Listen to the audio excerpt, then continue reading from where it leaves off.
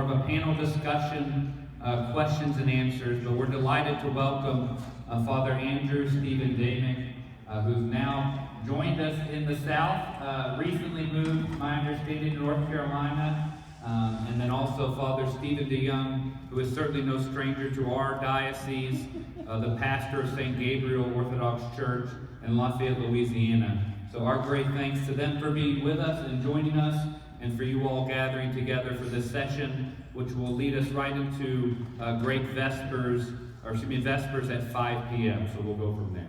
Thank you.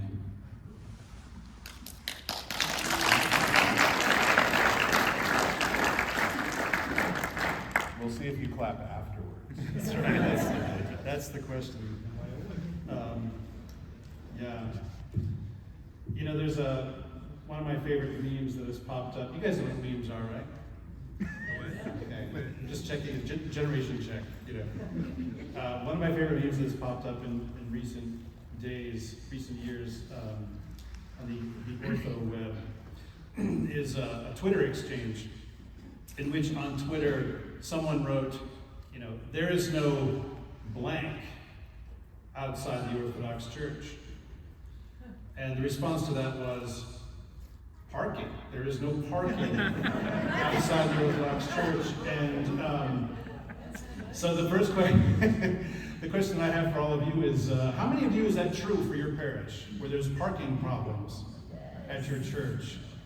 Yes, welcome to the Orthodox convert surge. And that's what I want to talk about as my presentation. What we're going to do is these sessions are going to be mostly Q&A. And so you can see there's two microphones up here up front, and which you can use to come and stand and ask questions. But the way that we're going to begin is with each of us giving a short presentation, because it's kind of weird to just say, okay, ask questions. You know, it's a little weird. So I want to talk today. I have no idea what Father Stephen's doing tomorrow. I'm going to talk about mouse habitats tomorrow. And the great thing is it's 50-50 whether that's actually true or not. I mean, it's true. So we're going to give a short presentation and then you know, have a conversation. So if you have a question that occurs to you while the presentation is happening, you know, write it down so you don't forget. If you have an angry comment that you would like to give during the presentation, write it down so that you don't forget. And if you just do ooh, ooh, ooh, ooh, like in Welcome Back, Kotter, it's another generation check there, then we probably will not call on you, because we have provided microphones that you can stand in front of to ask your questions. Before I begin, actually, just to kind of check the audience, how many of you have listened to the Lord of Spirits podcast? Okay, all right. We're in a mostly safe room, right? That's good. Or disgruntled. Or disgruntled. I listen to 5 minutes of one episode of those guys. Yeah, so I want to talk about the convert surge. And I travel a decent amount, and wherever I go, I ask people about how their parishes are experiencing it. And so it raises a lot of interesting questions, and I think that many of our clergy, and certainly a lot of our laity, have been caught a little off guard by this. You know, I mean, how many of you launched a big evangelistic program and that's why your parking is terrible now? Right, no one did this. It was not a thing we all got together and said, let's do that apostolic thing we've been supposed to be doing all these years. No, it's pretty clear that God has sent these people. And the place I want to begin is to actually ask the question, what does it mean to convert? Because I think that often it's sort of taken for granted that conversion means becoming a member.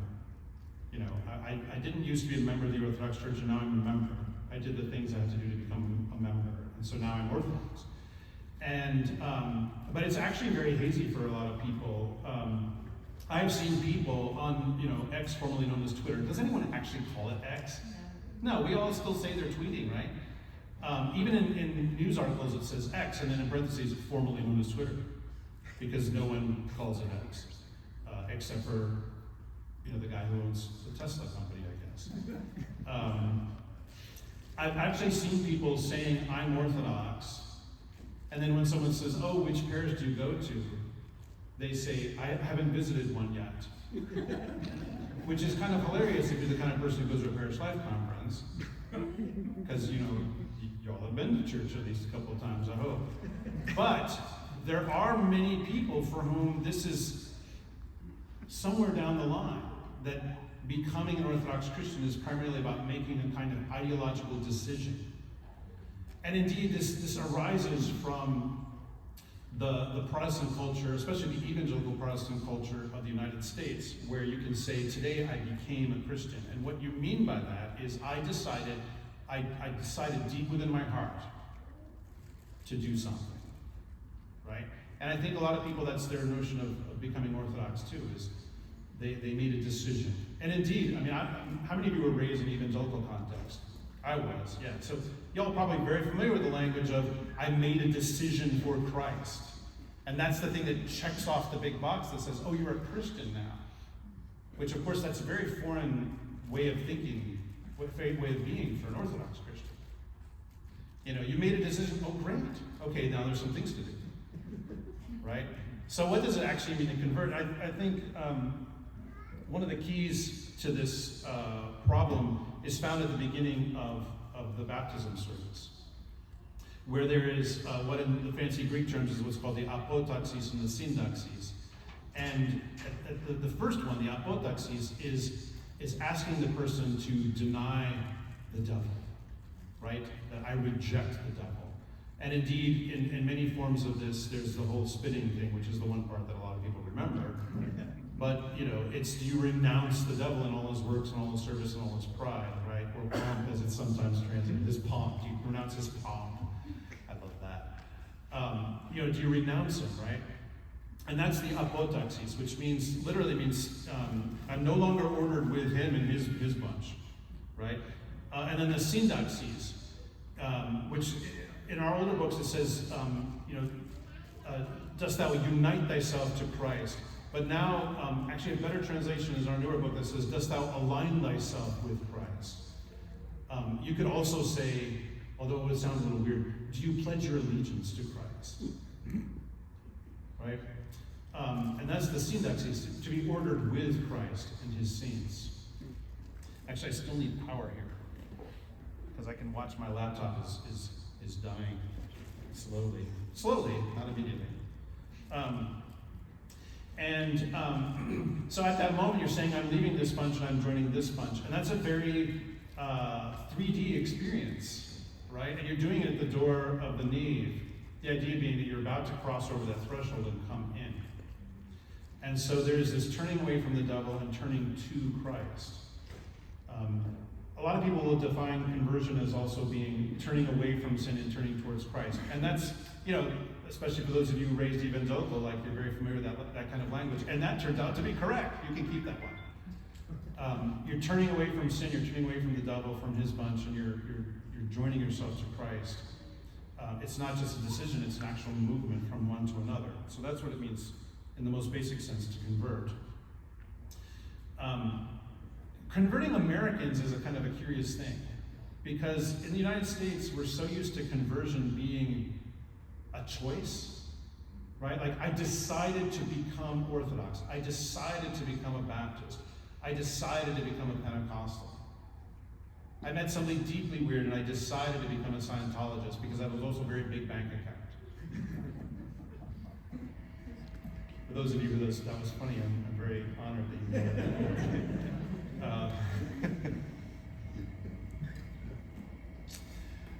Yes. For Americans, it's a self-conscious choice. I was this, and now I've decided to become this. And this presents, I think, a kind of problem for the traditional Orthodox consciousness. And by that I don't mean tradition as in holy tradition. I mean the convention that we've experienced for centuries upon centuries, which is that in most of what they would call Orthodox countries, which use that term advisedly, by the way, if you actually know something about a lot of those countries. In most Orthodox countries, no one decides to be Orthodox. Your parents bring you to church when you're a baby and you're Orthodox. I'm sure that that describes probably many people in this room. How many of you here were, your parents decided to make you an Orthodox Christian? Yes, this is a very convert-heavy room. But there are some of you, your parents decided to bring you, and you're Orthodox because they brought you, and then they raised you that way. And so there's this kind of question of inherited religion versus a self-conscious religion. What's interesting about America is that we know from the significant loss of people raised Orthodox who are no longer in the church, that self-conscious religion has come for us all. You know, for those of you whose parents brought you to the Orthodox Church as a little baby the first time, the reason that you were still here is because you had decided to stay. You had to make a choice to stay. Your neighborhood is probably not an Orthodox neighborhood. Your town is not an Orthodox town. It's not just the thing that everybody does. You had to decide. It's a self-conscious choice. And this has good and bad elements to it. But I think in a lot of ways it connects us much more to not to the many, many centuries of sort of inherited Orthodox identity, but rather to the first few centuries of Christianity, in which to make the choice to be a Christian meant you could die. It meant that you were stepping outside of the worship of the gods of your family, or that you were stepping outside of the tradition of the scribes and Pharisees if you were a Judean becoming a Christian. It was a choice. I'm not saying that our time exactly mirrors that time, but in so many ways it does. And I think that's really an important thing for us to realize, that a lot of the way that Orthodox Christians talk is about trying to reconstruct some kind of Christendom. Like, well, we lost it, you know. The Turks took Constantinople, or the Muslims invaded the Middle East, or whatever point you want to point at, you know, or you know, all those glorious monarchies became republic nation states, you know, in the 19th, 20th century, and so we lost it. We need to get back to that, you know. I mean, I don't know if there's any about monarchists in the room or people who want a grand Orthodox empire, but that is not going to happen in your lifetime.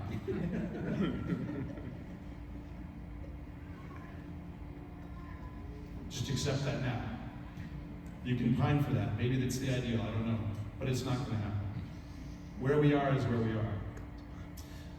So that kind of brings us a little bit to the question of how it is that people show up at our doors. How many here would you say that when people show up at the doors and you ask them, how did you hear about this, that the first thing they say has something to do with the internet? Yeah, almost everybody. Almost everybody.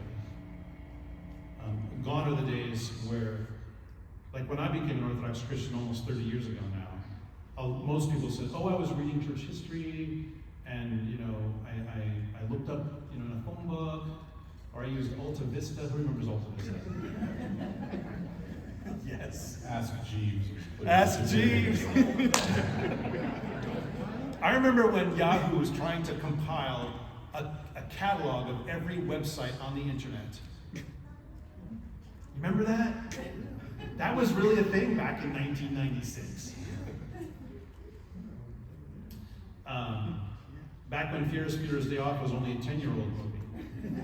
Because today, June 11th, 2026, it is a 40-year-old movie. Yes, there's another generation check. Took his day off back in 1986.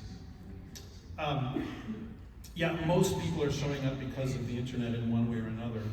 And there's a lot of ways that they're encountering orthodoxy on the internet that are healthy and wholesome. And then there's a lot of ways that are other. That presents a lot of pastoral challenges for our clergy and for the laity that are trying to help them come in. And actually, I've already had this conversation, like, I think 5 times in the last 24 hours with other clergy here.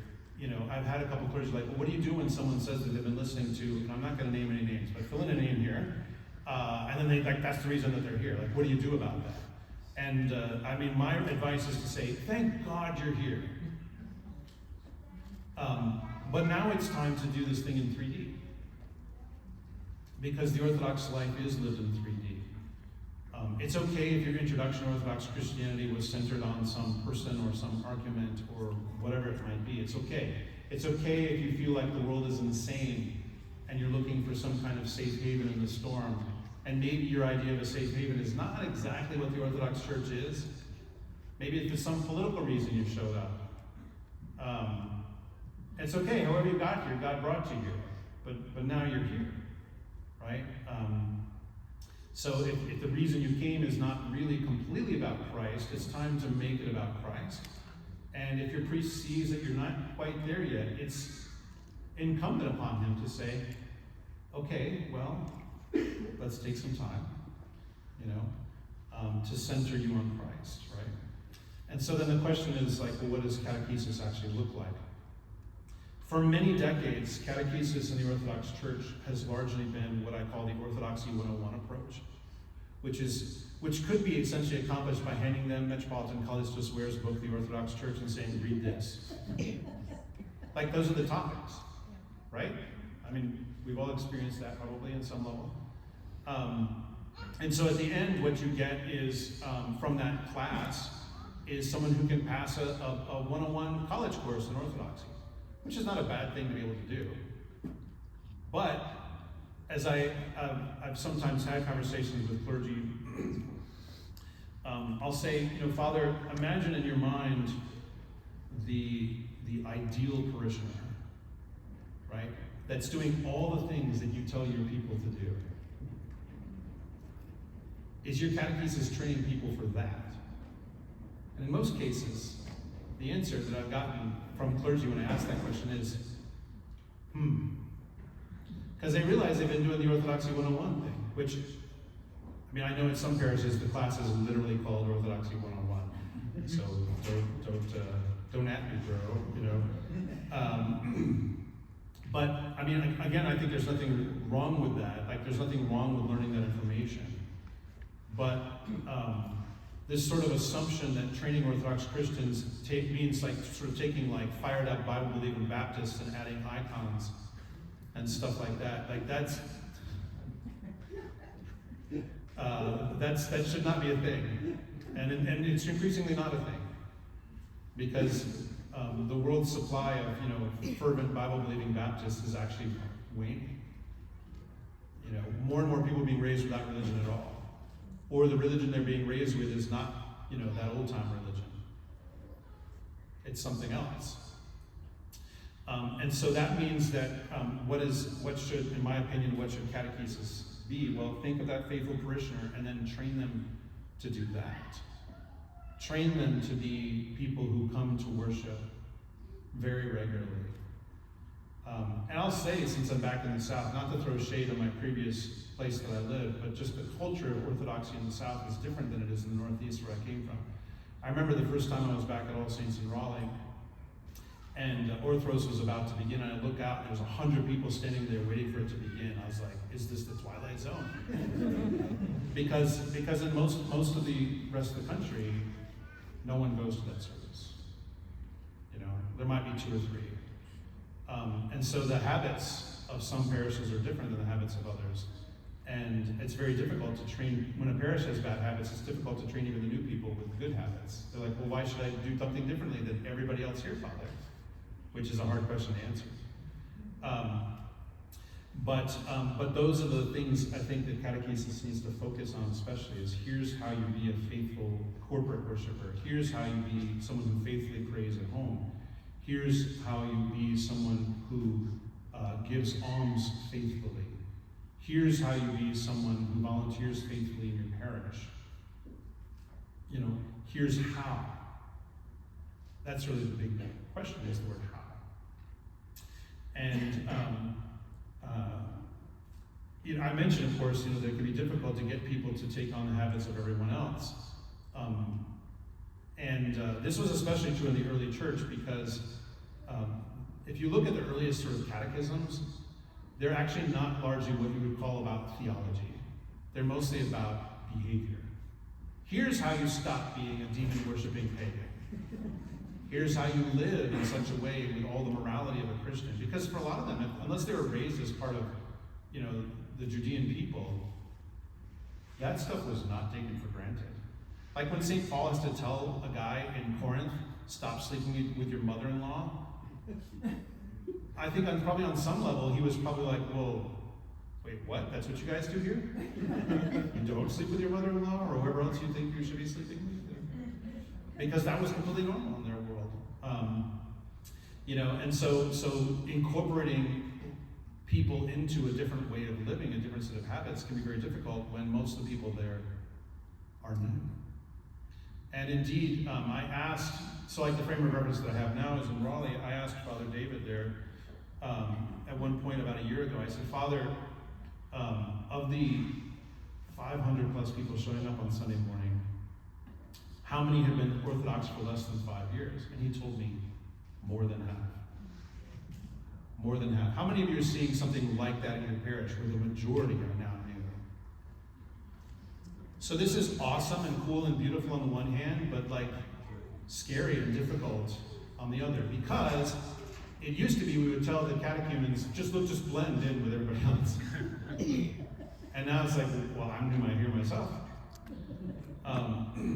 And so that creates an instability.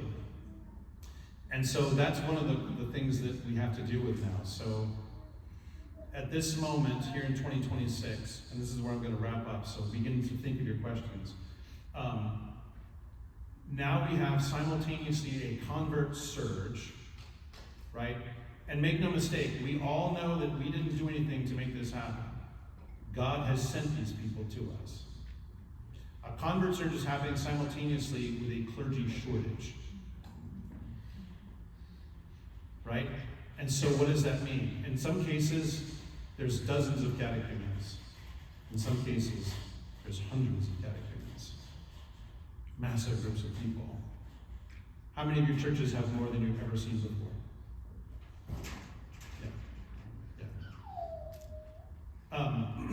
And when there's both a convert surge and a clergy shortage going on at the same time, here's another tough thing. I said something tough to the monarchists in the room. This is a tough thing for everybody else in the room right now. It means the rationing of pastoral care. Every time I utter that sentence, it's a little scary to me now. Like the idea that there's rationing of pastoral care. That you're not going to be able to talk to your priest as often as you want. You're going to probably have to make an appointment. It's going to probably have a time limit. Because there's not enough of him, and there's way more of you. So I mean, number one, obviously, if you're mature in the faith, consider ordination, guys.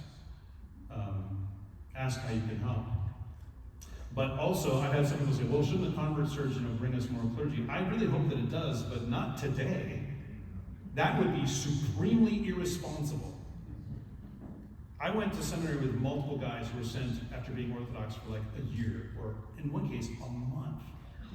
They were sent to seminary, and the majority of them now are deposed ex-priests. And their marriages are a wreck. Don't do that. It doesn't just ruin a family, it really is harmful for the flock. Once in a while it works out okay. I mean, there are cases where a guy that's ordained relatively quickly, it works out okay. But it is an absolute gamble. So we're going to have to wait on the convert surge to generate more clergy.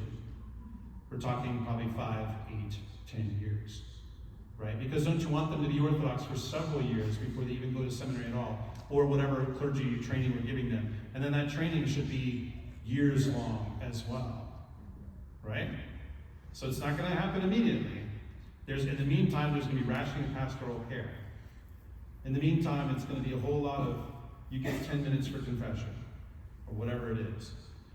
I don't know if Father David is, from Raleigh is in the room, but if he is, I'm very sorry about mentioning your name over and over again, but you're part of my frame of reference, Father.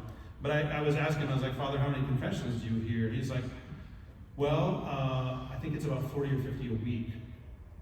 And so I said, Father, in 1 year of your priesthood, you're hearing more confessions than I have heard in almost 20 years of priesthood. Just to give you some sense of the scale, right? So there's absolutely, the rationing of pastoral care. That just is a reality right now. So a slightly shorter route to some level of help is deacons, and Sia de Saba has called for what he says is an army of deacons, an army of deacons. He said there should be at least 5 or 6 per parish, which, amen, amen. This is, by the way, the apostolic model. Way more deacons than priests and bishops. Way more deacons.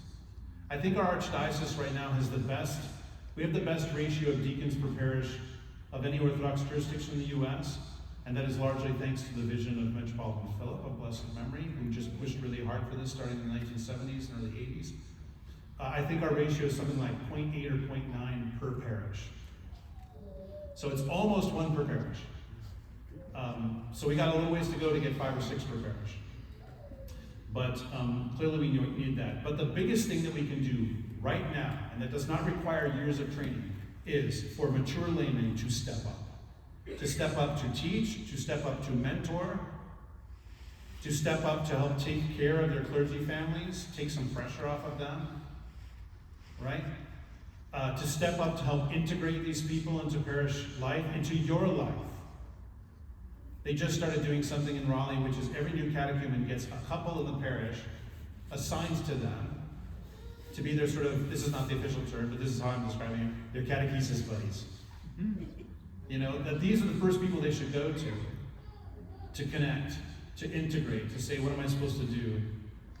And to begin to form relationships with them. And who knows, maybe sometimes that'll become their godparents. It doesn't have to be. But it'll help to integrate. Another thing that is really super important here is that parishes really need to focus on the ministry of practical love. Many parishes, people, they commute there, they go to church there, and then they go home. And if it's healthy, then they'll linger and hang out with each other for a while afterwards, which is such a beautiful thing. The lingering, I love that. But if there's someone with a real need in the parish, often it goes unknown, or maybe the priest only knows about it. It's time for us to really love each other in not just a, hey, I love you, man, kind of way. It's really time for us to do that. And not only does that help to, not only is that what we're supposed to be doing, because Christ told us to do that, but also it meets the needs of the people that we already have in the parish and helps to make it so that the parish is not largely fixed on one kind of socioeconomic range, which can be the case. In fact, in America, by the way, the highest levels of church going are associated with higher levels of income, meaning that poor people are having a hard time being integrated into church. That's on us. It's absolutely on us. And if we actually met their needs, met their material needs, that might look different. But the other thing is a lot of people that are coming to our doors these days, they are used to the world beating them up and not caring about them at all. And if they come in and their needs are being met, maybe the first thing they experience is a free meal. I actually talked to a pastor in Glasgow in Scotland, and he has this amazing ministry with students at the University of Glasgow. And he told me that he invited one of these students to a meal, and then at the end, the student asked, and how much does that cost? And he said, nothing. And the student was like, what? You know, what's the old saying? There's no such thing as a free lunch. Except in the church. It should be in the church. So like if you have to pay for coffee hour, please stop that. That's such a terrible thing. Because you're sifting out people who, they didn't come there, they can't do that. They can't do that. When you make them pay for coffee hour, or whatever it might be. So yeah, that emphasis on practical love. So with the kind of pressure that we're experiencing, with just the press of people, and then also right now the shortage of clergy. I mean, we're working on this. This problem is being worked on multiple levels. But we can't just say, well, that's up to the bishops. You guys better solve it. You know, no matter how hard the bishops work, and even if they put in place perfect plans today, which we're still figuring out what the perfect plans are, by the way. If they put all those in place today, it's going to be years before the shortage will actually be overcome. Years. So right now, what the rest of us can do is to step up and to really minister to each other and not see ourselves as religious consumers. Now, I know that those of you, the kind of people who come to Parish Life Conference, you are the people who are stepping up. I know that. You wouldn't come to a Parish Life Conference if you didn't care about that kind of thing. It's not the ideal vacation, right? You spent a lot of money to be here, and you came here because you care about your parish. and you want your parish to do well. You want to minister to your parish. So spread the Spirit to other people. Every parish has what they call the 80-20 rule, which is, 20% of the people do 80% of the work. You need to work on, we all need to work on that ratio a little bit. And here's the kicker, here's the last thing I'm going to say about all that. A stronger emphasis on the ministry of lay people. And there's a lot of things I didn't mention, like visiting the sick, for instance. You do not have to have a cassock to visit a person in a hospital or to visit someone at home who can't come to church. You do not, right? All these kinds of things. Lay ministry, the increase of lay ministry, is how we should have been doing church all along. Clericalism that we're all experiencing, where this idea of like, well, Father, he's the full-time employee, right? That was always a distortion.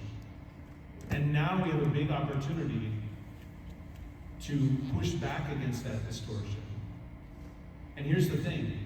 If we don't do that, then what will happen is the intensity of people who are barely catechized in huge numbers in our parishes, because we are not getting a handle on them, will create, your peaceful parish might well go to something being other than peaceful, because people will not be formed in Christ. They'll just have become members, right? Parishes might split. A lot of people who have been going to your church for a long time and are like, wow, there's suddenly 6 times as many people here as there were just 5 years ago, may feel like they're no longer welcome and don't want to be there anymore. Right? And so the time has come for us to engage in this kind of lay ministry on a level that I'm not saying no one's been doing anything, that's obviously not the case. But we have a big opportunity, and if we don't take the opportunity, then I fear that there's going to be some level of collapse that's going to go on in a lot of communities. We're rejoicing in the numbers, and that's awesome. It's amazing. It's wow. I mean, no one sitting here has seen this kind of thing in their lifetime. It's never happened in the history of Orthodoxy in America, ever. I've studied it very closely, right? But if we don't meet it well, it could actually destroy the church in America, right? We could have schisms, we could have parish collapses, we could have all kinds of stuff like this. Clergy quitting because they just can't take it anymore, which is absolutely a thing. Absolutely a thing. So, that's what I have to say as kind of an introductory, sort of comments. I'm sorry, I don't have anything to say about, what was it, mouse habitats? Mouse habitats. And tomorrow. Yeah, The reason we had Father Andrew go first today is, since I was a kid, when I get my dinner plate, I'd always eat the vegetables first to get that over with. And then whatever was best, I'd save that for last. So keep that taste in my mouth. That's right. So I'm the vegetables, I'm the broccoli as a rule, although I do kind of like broccoli. He's good for you. Right. Just not as pleasant. I mean, fried okra is very good. Yeah? Yes. Back in the land of fried okra. I'm so happy to be here. The land of sweet tea. So happy to be here. Below the sweet tea line. But yeah, I want to hear, so please, come. I want to hear about how your parishes are experiencing the convert surge, ideas that you have. If your parish has implemented something new to respond to the just press of people that you're experiencing, here's 2 microphones. Line up. Let's hear from you. And it's not just because it itself is a good question, but it's actually a question, and I hope I can help a little bit of ignorance that exists right now. So there are people actually statistically studying the convert surge. This is actually a thing, right? And unfortunately, the people who write articles in mainstream newspapers are not talking to those people as much as they should when they write their articles. Because the impression that they've given is, and correct, I'm sure you've all heard this, that the convert surge is largely a bunch of, extreme right-wing young men. How many of you heard that before? Yes, read it in newspaper articles, whatever. How many of you does that describe your parish? I saw one hand. Yeah, right.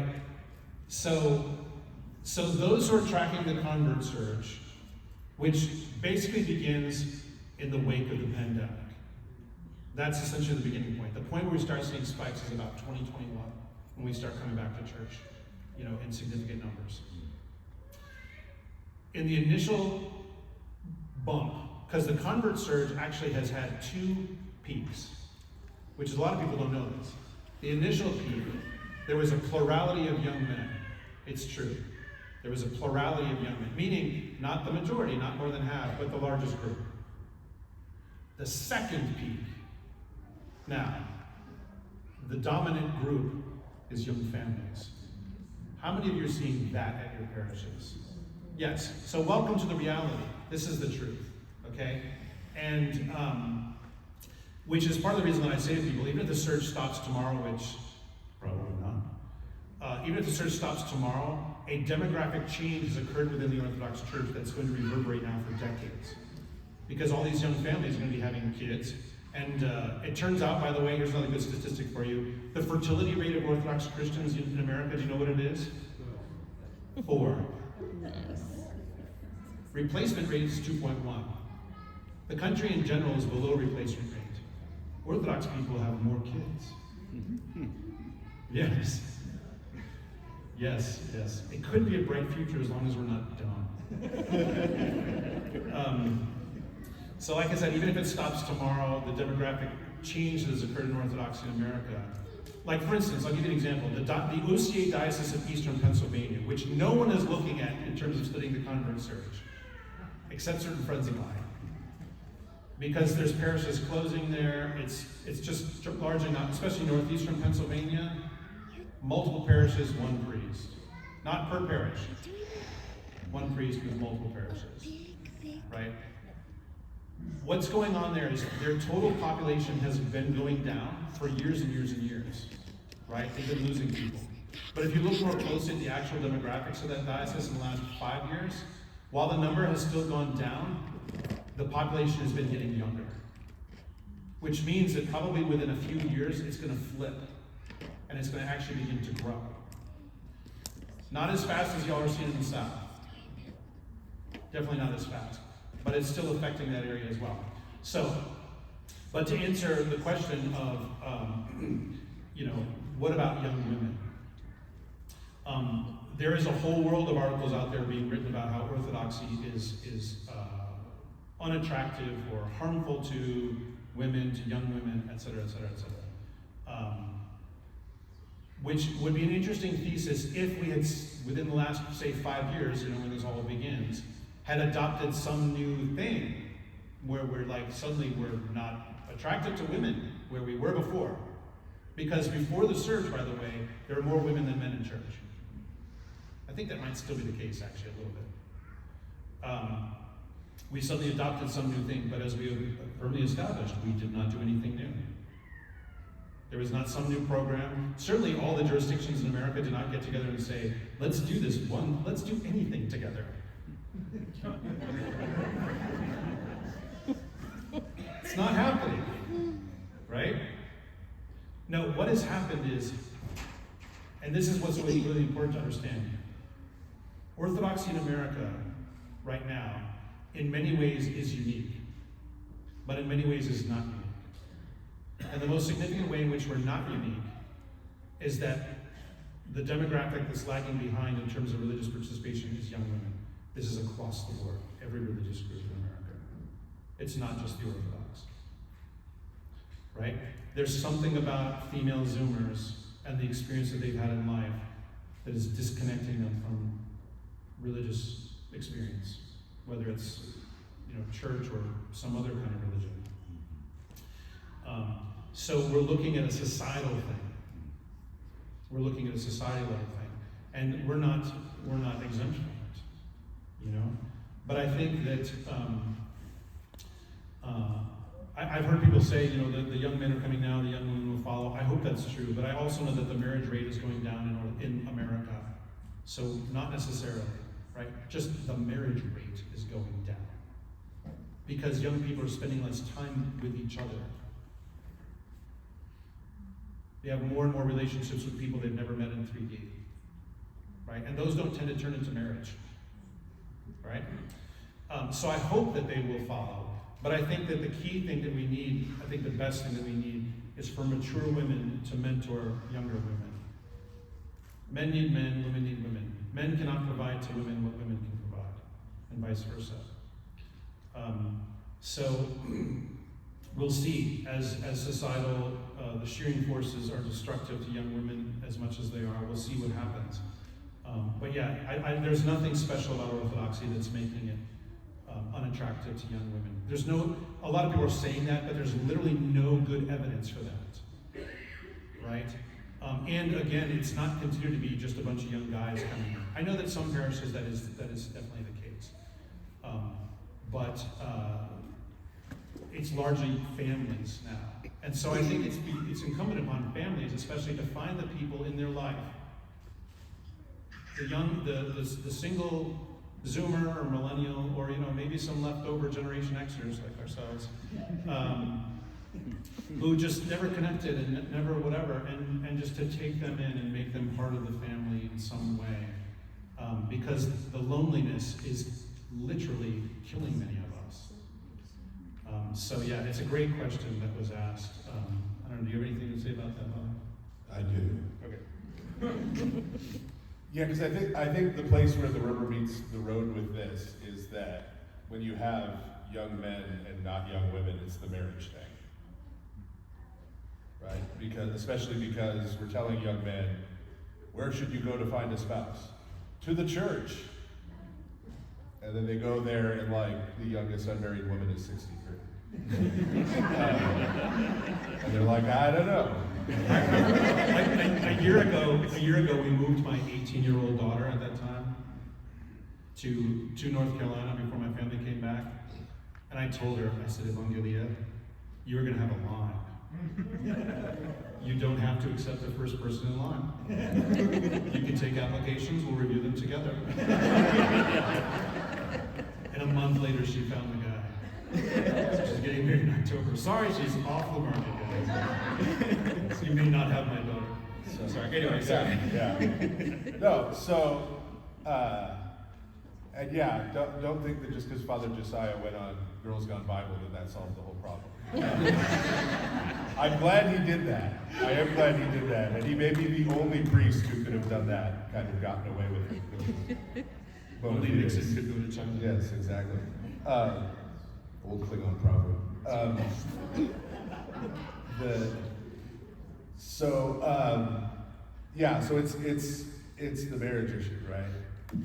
And my explanation for why younger women are less interested in church and religion in general is precisely related to marriage. You look at the average age of a woman getting married, and it is much higher than it's ever been. And that used to be, so back in the day, you would have kids, they grow up, they'd be in the teen group at church, they'd go off to college, you wouldn't see them, and then they'd get married, and especially once they had a kid, then the whole family would come back to the church, right? That's when they would start thinking that way, right? If they drifted off. But statistically, that doesn't happen anymore. Right, but especially if young women are not even getting married, then the potential for that happening is pushed out sort of way into the future, right? So I'm not going to say I recommend missionary dating, where you go out and deliberately start dating a girl in order to convert her, but but I will say this. I've already done one. I've got 3 more weddings coming up this year. That means I've got 4 weddings this year. We're a small parish. I have only done 4 weddings total in the last 8 years I was there. And all 4 of these weddings are people in their early 20s. And in every case, At the beginning of the relationship, the young woman was not Orthodox.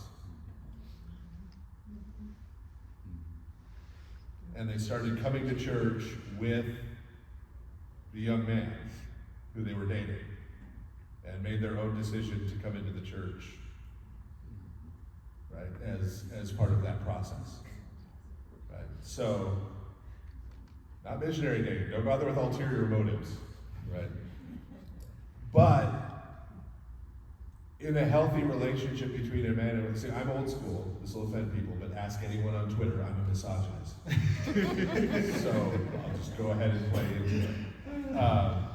And I'm sorry, this is how I and my sisters were raised, was the idea that when it comes to spiritual matters, the husband is the leader. Right, and then in a healthy relationship, the wife is going to follow that lead.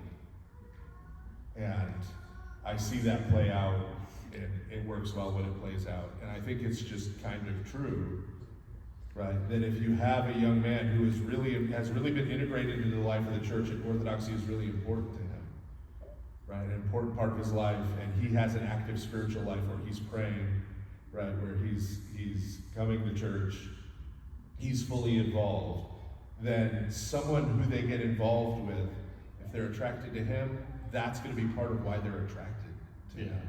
Yeah. Right, and that's going to make them very open, right, to coming in and becoming part of the church.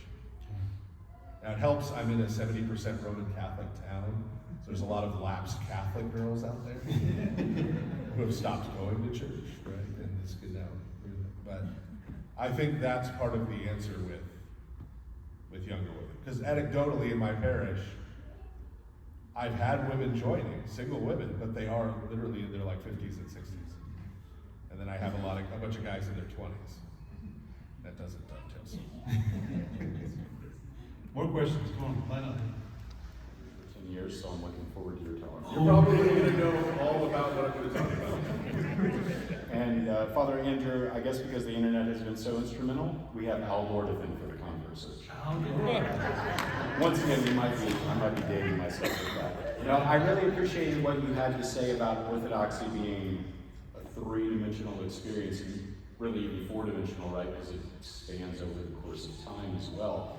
And that's kind of the case for us. I mean, we've been Orthodox for about 20 years. We spent 16 years in Greek parish. And so my question is more about the Antiochian Archdiocese specifically. We didn't see as much of that surge in the parish that was traditionally Greek. What do you think the differences might be there? Okay, another good question, which I will try to tread appropriately. So it's, as I've traveled and asked people, so basically I have some actual data and then massive amounts of anecdotal, conversations with people about these things. And some images have kind of emerged out of that, which I keep testing them to see if they're true, and they mostly seem to be, as to how the surge is affecting different parishes. So if you are in an area where there's only, 2 or 3 Orthodox churches in a significant metro area, all of those parishes are seeing people come, right? All of them. If you're in a metro area where there are dozens and dozens and dozens of Orthodox churches, like let's say Chicago. So Cook County, Ohio still has the largest number of Orthodox Christians of any county in the United States. And if you just randomly pick an Orthodox church in Chicago, there is a strong chance when you walk in the door that you will hear language that you do not understand. Very strong chance. And that's because there's, high concentrations of immigrant communities there. Completely understandable. I earlier this year, I did a retreat at a Greek parish in the north part of Chicago, and it was made very clear to me that North Chicago Greeks are a different village than South Chicago Greeks. If anybody's, from Greek, Chicago Greeks, which is kind of its own country, you know what I'm talking about. They say, the North parishes, the South parishes. They have almost a sense. They have the same bishop. They're within like 5 miles of each other, but they still have a sense of where, but it's that strength of identity, right? And I was at this North Chicago Greek parish, and they said, Father, you're talking about all these conversions happening, and it's true what you're saying. We have 5 catechumens. We have never seen this, man. So even there, they're being affected. But one of the things that's really interesting that's happening is, I was contacted by a priest in a Rust Belt town. I won't say which one, but a Rust Belt town, kind of somewhere in the Midwest-ish. And he said to me, you're talking about this, Father, but we just haven't seen it in our parish. We just haven't seen it. And what was interesting to me was that I was friends with another priest in that same town at a different parish, which was filling up with new people. So within a couple miles of each other, you have two parishes, one that's seeing a lot of people, and then another one that's seeing no new people. So what's the difference? One is, you could imagine what it might be, but let's boil it down. One is ready to receive people and one is not. For whatever reason. There's a lot of different reasons that might be. A big reason is language. That's probably the biggest one. But another one might be unfriendliness. There was a parish that I visited in northeastern Pennsylvania where occasionally, when it snowed really heavily, the seminarians of St. Tikhon's would go, and suddenly this parish had a big pile of kids in it that they normally did not. And there was a passive-aggressive sign on the door to the nave saying, "Control your children." Do you think that's a kid-friendly parish? I hope they took that sign down. That was years ago. I hope they took it down. But there's all kinds of ways. I know it's a fully English-speaking parish. There's all kinds of ways to not be ready to receive people. So in areas where you've got lots and lots of churches to choose from, the surge is going to go the path of least resistance. It's going to go to the place that's going to be, in the United States, English-speaking, friendly people. And actually, these days, that's kind of almost all you need, right? If you're not receiving people, you really should ask yourself what is going on with your community at this moment. Now, in decades past, that was not always the case. But now the spigot is turned on full, But that's just to get people in the door. Receiving them well and planting them well, that's another question. That's some of what I was talking about earlier. But so there are places where there's many, many churches, and some are growing and some are withering at the same time. Okay? In some places where there's only maybe one or two Orthodox churches, and then for 30 or 45 minutes there's not another. And let's say one or both of those parishes is focused on an immigrant community, and maybe always has been. What's happening in those cases is the parish culture is rapidly shifting in a very short time. I was talking to a woman who was at a relatively isolated parish in Florida, which had been traditionally associated with a particular immigrant community. And she said, now we have all these people at Orthros. It used to be no one came to Orthros. Now we have all these people at Orthros, dozens of them, and none of them speak the language that is being used in that service. All these people have shown up, and so what's happening is the character of the parish is flipping because there's nowhere else for them to go, which is a really interesting thing that's occurring. And is very destabilizing for a community. Just imagine that. Again, people who've been there for decades suddenly feeling like they're not welcome in their own church. Which we can say, well, tough, you need to be more welcoming. No, we need to figure out how to integrate people together, if at all possible. Because in that scenario, what's going to happen is either the converts will kind of overwhelm the parish. That's maybe sort of the best case scenario in that case. Or what will happen is they will not integrate and there'll be some kind of split. Like we're going to go off here and start our own thing, because there's always another bishop to shop for in Orthodoxy in America, which is terrible. This is terrible. So what's really been happening, the conclusion is all of the processes and movements that we've been seeing in Orthodoxy in America that have been going on at a particular speed for decades upon decades now, they have all accelerated because of the sheer number of people that are coming. Which is, on the one hand, we're very happy to see all of them, but is also it can be very destabilizing for a parish. It really depends, but I predict, you can write this down if you like, I predict in 20 years that parishes that are using some language other than English are largely going to be small, isolated, and in major urban areas, and everything else is going to be all English. That's my prediction. There could be changes, but that's what I think is going to happen. And by the way, I should emphasize, in no way am I an English-only ideologue. I think if you have people in your parish, whatever language they speak, you need to minister to them in that language. And that, in many cases, it's going to be a mix. You know, because not just because there are people here who that's the case, but we have immigrants coming, and an immigrant should not show up and not be able to find a priest that they can't hear their confession. So we have ministry to do to immigrants as well, and that's a really important thing, and we shouldn't be afraid of that. We should not be afraid of that. It's okay, because remember the move. Even if you are like, we need more English, which is cool. That's the way it's going. So you can take some time to minister to immigrants as well. Like, it's okay. It's all right. Because the truth is those immigrants, their grandchildren, will be English speakers. That's just the way it's going to be. That's how immigration works. Yeah. So, my vision of the future is a little more cosmopolitan, shall we say, in America. That may be because I live in a French-speaking region of the country. So, Y'all should do more French in Louisiana. we do. And parts of Canada, there should be more French. I want to do, but more than that, I want to do a little bit of an apologia for the bad Greeks. Wow.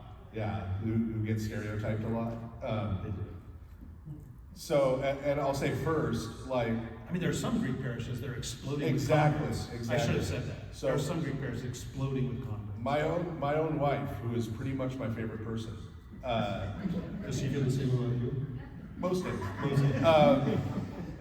came into the church through a Greek church, through St. Paul's in Irvine, California, who welcomed her and loved her from the second she walked in the door, handed her a stack of catechesis books for free, right? Just, I mean, they're doing amazing things there, and that's a Greek church, okay? So this is not, but there's other Greek folks who get pegged as they're the bad, they're the unwelcoming ones, they're just there because they're Greek, right? It's an ethnic club, right? And you get some of that rhetoric sometimes on some of the websites of, you know, we're here to serve the spirit of Hellenism and, you know, this kind of thing, okay? So I grew up in the Dutch Reformed Church, which I know is weird now for Protestantism to have an ethnic Protestant church, but it was one. And so, right, first Christian Reformed Church was on Church Street in the town I grew up in. The Christian school was next door. I went to school and church with the same kids. They were all blonde-haired, blue-eyed. They all had names that started with Van and Vander or ended in Stra, right? Like, it was just all Dutch people all the time. When I asked my dad, you know, what's a Lutheran? He said that's where German people go to church, right? What's a Roman Catholic? That's where Mexicans and Irish people and Italians go to church, right? That was his, why do we go to our church? Because we're Dutch. This was so ingrained in me that when I was going to go to Protestant seminary, I had to get a recommendation from one of the church elders. And the church elder asked me, do you think when you're done with seminary, you're going to try to get ordained in this church? And I couldn't fathom the question. I literally stared at him for like 10 seconds like, what? There are other churches. Yes, like I'm Dutch, right? Like this is it. So, in the 1990s, two things happened simultaneously. They decided they needed to grow. They started setting these ambitious growth plans. Okay? One of them was called 2000 by 2000. They wanted 2,000 parishes by the year 2000. Right? They wanted to grow their population numbers. We need to reach out, we need to evangelize and grow all of our churches. And they said, what's the biggest obstacle? Well, we got all these old Dutch people. And they're just here because they're Dutch. All they care about is being Dutch. They want to sing Dutch hymns at Christmas. They want to, you know, all of this stuff, all these Dutch traditions. And so when people come, they don't feel welcomed because they're not part of one of these Dutch families. We need to downplay, get rid of all this Dutchness stuff. We need to be more American, which meant being more evangelical. Right? Today they have under 900 parishes. Okay. They have the opposite problem we have with growth. They're closing churches everywhere. Because what happened was, all those Dutch people were now unwelcome and they left. And so these Greek people who sometimes we want to stereotype and blame are honestly scared about this happening to their church. And it can happen to their church if they try to Americanize in the wrong ways. So this is a fear that they have, and it's a fair fear. Right? And we need to, as Father Andrew was saying, we need to integrate new people with the old people. Right? And this can happen in our parishes too. This isn't just a Greek thing. Right? We need to integrate the new people and the old people, but part of that integration has to be that we don't value the new people more than the old people. Right? I don't care if they're only there because they're Lebanese. They're in the church. They're receiving the sacraments. Right? I don't care why you think they're there. I don't care if they cause problems with the program you're proposing. Right? I don't care if they want to slam on the brakes all the time for things. You need somebody there to slam on the brakes sometimes. Yeah. Right? We have to value both equally. Right? We need not be off-putting to the new people because of them, nor off-putting to them because of the new people. We need to integrate them into one community. Amen. Next. Hello, I go by Mary Fox. I'm at St. Nicholas Orthodox Church in Jackson, Tennessee. I do church school. And I recall a couple of years back we were doing the Romans curriculum the Archdiocese rolled out, and I recall that in the Romans curriculum we learned that the historical background for the book of Romans was that while there was a Jewish exile that took place, that a lot of Gentiles started filling in the churches. And this destabilized the community when the Jews returned to their churches and found out that the Gentiles had now taken on a lot of the leadership roles and whatever in the Roman church community. So I was wondering if you guys can answer this question. How can the book of Romans provide us with some guidance for integrating newcomers into our church communities in a way that doesn't destabilize that community? I mean, this is literally like several episodes of the whole Council of podcast. I was literally the consultant on that curriculum. I know. Seriously, so I was like, oh, that's right, you helped write that curriculum, didn't you?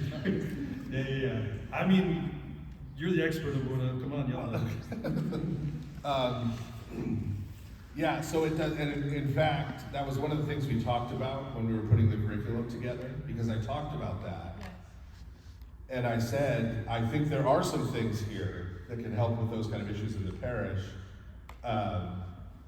We were a little careful, and the curriculum writers. So when I say I consult. I go and I do a presentation and try to break down Romans and give like ideas for here's the lessons. But there are really talented and skilled curriculum writers who go and then write the actual, right, on the ground thing. Because I can't necessarily prepare the lesson for 5-year-olds and 8-year-olds and 12-year-olds. And, you know, I have more influence on the adult lessons maybe. But and so as they're preparing that, it was a concern. We didn't want to push that element into parishes where that wasn't an issue and make it an issue, right? Even though I think there are things addressed. That's why we didn't go into that as far as we might have. In the curriculum. So so what happens for people who aren't familiar with that part of the curriculum is that the Emperor Claudius at a certain point expelled all of the Jews from the city of Rome. And it's mentioned in the book of Acts. That's why St. Paul meets Saints Priscilla and Aquila in Corinth, is because they had lived in Rome and they had been thrown out. And had gone to Corinth. And so in the wake of that, the non-Jewish Christians, the Gentile Christians, were still there, and so the church was functioning with them doing everything. They took over the leadership roles, they were making everything happen, and then after a couple of years, Claudius rescinded his edict, and the Jews, including the Jewish Christians, because the Romans didn't discriminate, right? The Jewish Christians came back And so now the Jewish Christians come back, and whatever they used to do in the community is now being done by some non-Jewish person. Right? And so a big part of what St. Paul is doing in his epistle to the Romans, and why he goes back and forth, he'll talk to Gentiles, and then he'll talk to Jewish people, and then he'll talk to Gentiles, and then he'll talk to Jewish Christians, right, back and forth, is that he's trying to help them then reintegrate, right, and come back together, right? And it's amazing how well, now in our current day, a lot of the things that he says to the Jewish Christians apply to a lot of our cradle Orthodox people, right? And St. Paul sort of expresses it as thankfulness, right? You know, you've had the scriptures, you've had the services of the church, you've grown up singing and learning the hymns, right? You've had this incredible gift, and that gift that you've had has shaped you, right? In ways that the newcomer should be envious of, right? At the same time, you haven't gotten everything perfect, right? You're sinners too, just like the newcomers, right? But you have this rich heritage and this rich gift, right? And the newcomers have this zeal, they have talents and skills, they have things they bring with them as they come to the church that they have to contribute to the church. And so I think a big starting point in terms of a lesson we can learn to help us is having both groups respect those gifts of the other, right? So the newcomers respect the people who have been, maybe, you know, the person who's been Orthodox their whole life and is now in their 50s or 60s, maybe they can't tell you the dates of all the ecumenical councils, right? That doesn't mean they don't know anything about the Orthodox faith, right? They know the Orthodox faith, right? It's in their bones, right? They really know it, right? And teaching the newcomer to respect that, right? Right away when you do that, you've already changed how that newcomer thinks about the faith. You're helping teach them that it's not about the intellectual ideas and you memorizing facts from books you read and what preposition to use in this theological statement, but it's about how you live your life and who you are, right? And what you do, right? They can learn that lesson, right? And then helping the people who have been there and who have that gift, helping them learn to appreciate the different gifts that the new people coming in bring, right? Which, first of all, may just be zeal, right? And desire to tell other people about the Orthodox faith, right? And a desire to learn more about the Orthodox faith. And not to mention all the little contributions, right, of the things they've gotten good at, right? They may show up less so now, unfortunately, but older generations, you know, you have some kid who grew up Baptist going to Awana, they're going to be able to quote the Bible. They have a familiarity and a knowledge of the Bible that very few people in any church do, right? And so there are going to be things they see in the liturgy and recognize from different parts, obscure parts of the Bible they've memorized, that the priest may be clueless about, right? May have never noticed, because he's not as familiar with 2 Chronicles as this guy is who's from a bad, right? There are all kinds of gifts that people bring in with them, right, ready to be employed. And I think if we can help teach both groups to appreciate the gifts of the other, it'll be to the benefit of everybody. You're next. So basically, recently I visited a bunch of monasteries, and they all have like icons of the Last Judgment, and I saw like people burning in hell and like in hell, and I was wondering if you could explain like a little bit of like what it means, like, you know, like since like just like what it means like figuratively, and like I just don't really like understand like why it's like I just like Gotcha. wonder if it makes sense. Yeah. So the question is, you know, what is going on with those people burning in hell and Last Judgment icons? Why is that there? Yeah.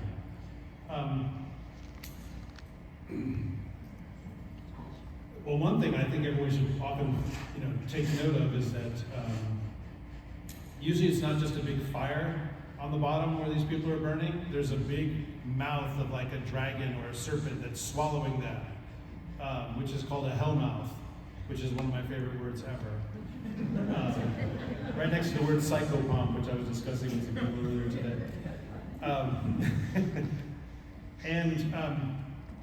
So the hell mouth actually goes all the way back to Genesis chapter 3, where God says to the serpent, when he's pronouncing curses over the serpent and over Adam and Eve, he says to the serpent, you're going to eat dust. Well, if you recall, in Genesis, we've seen dust before. Adam is made from dust, and God is just now telling them that they're about to go back to dust. Dust is what humans are made from and what we're going to go back to. And so the reason we go back to it is that's one image of what death is.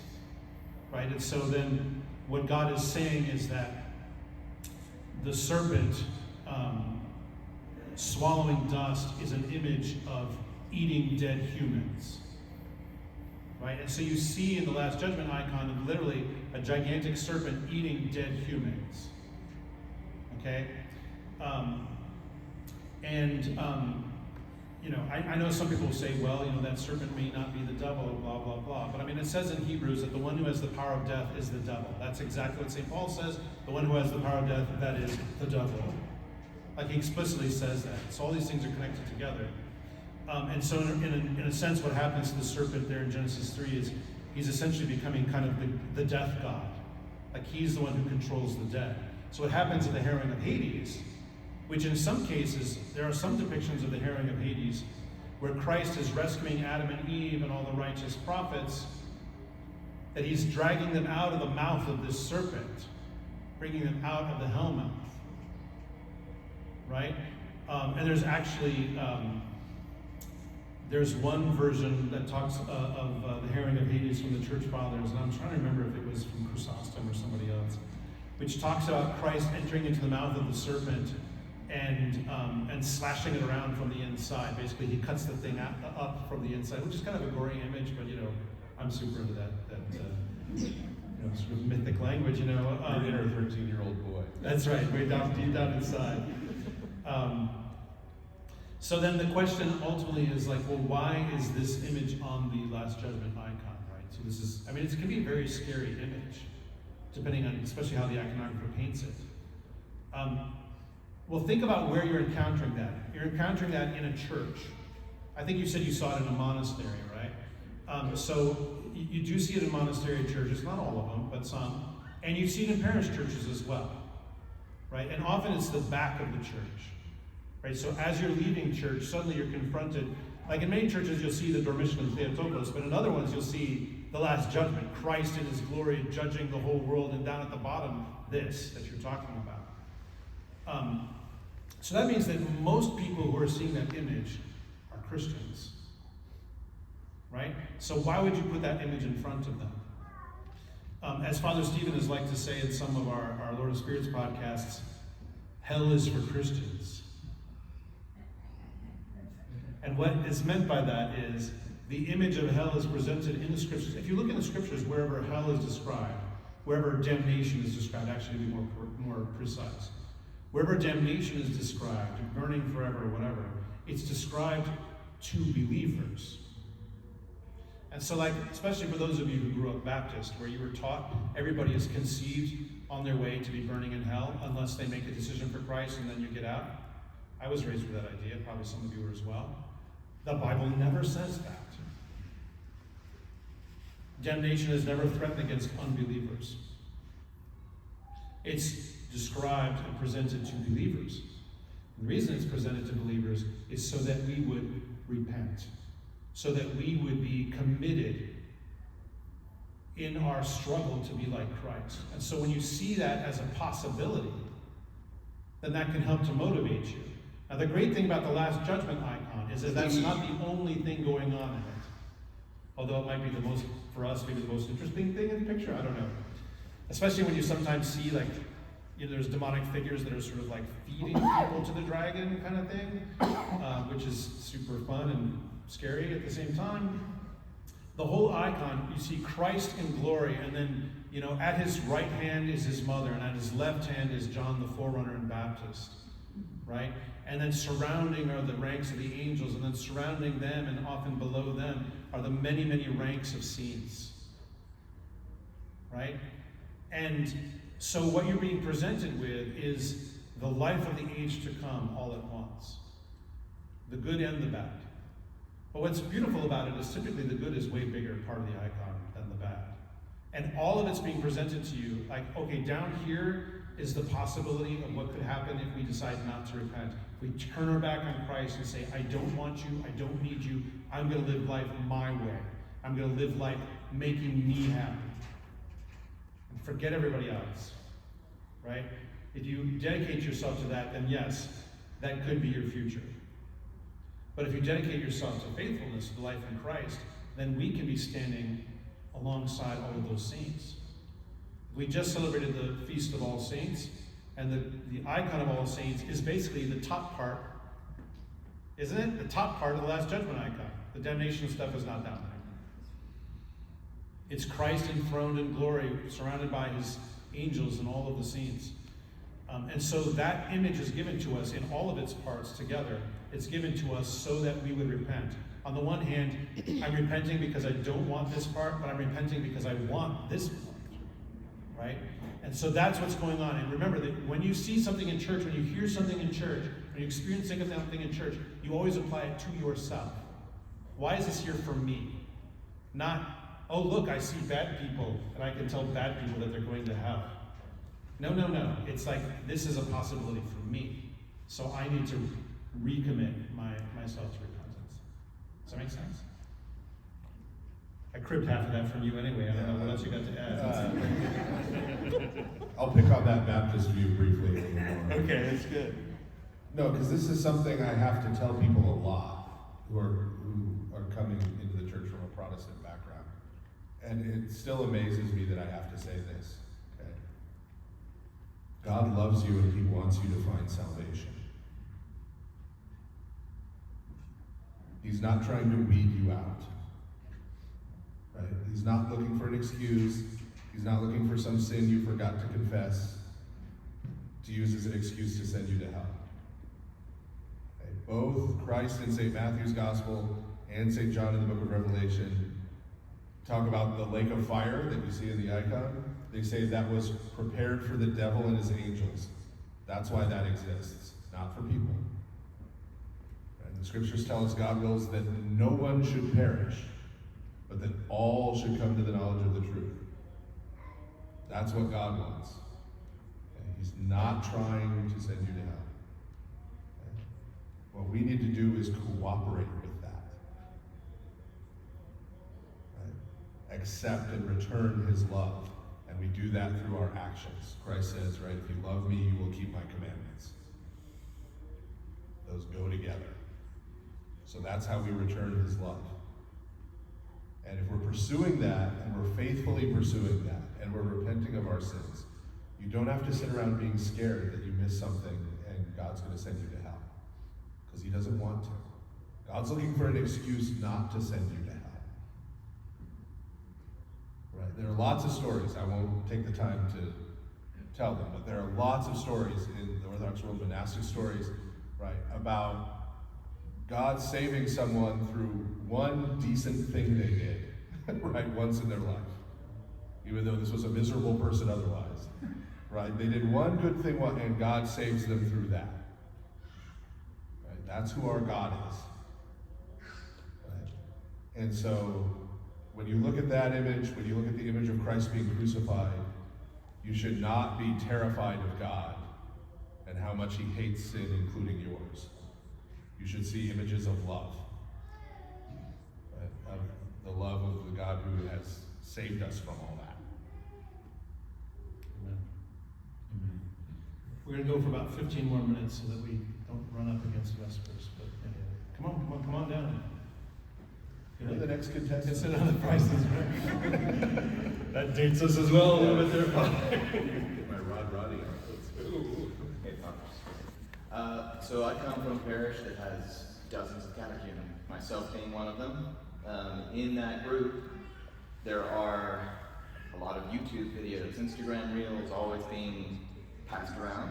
Oh boy. So my question is, what's your advice for discerning online information, orthodoxy, pseudo-orthodoxy, as well as just navigating just the barrage of everything the internet throws at you on a daily basis?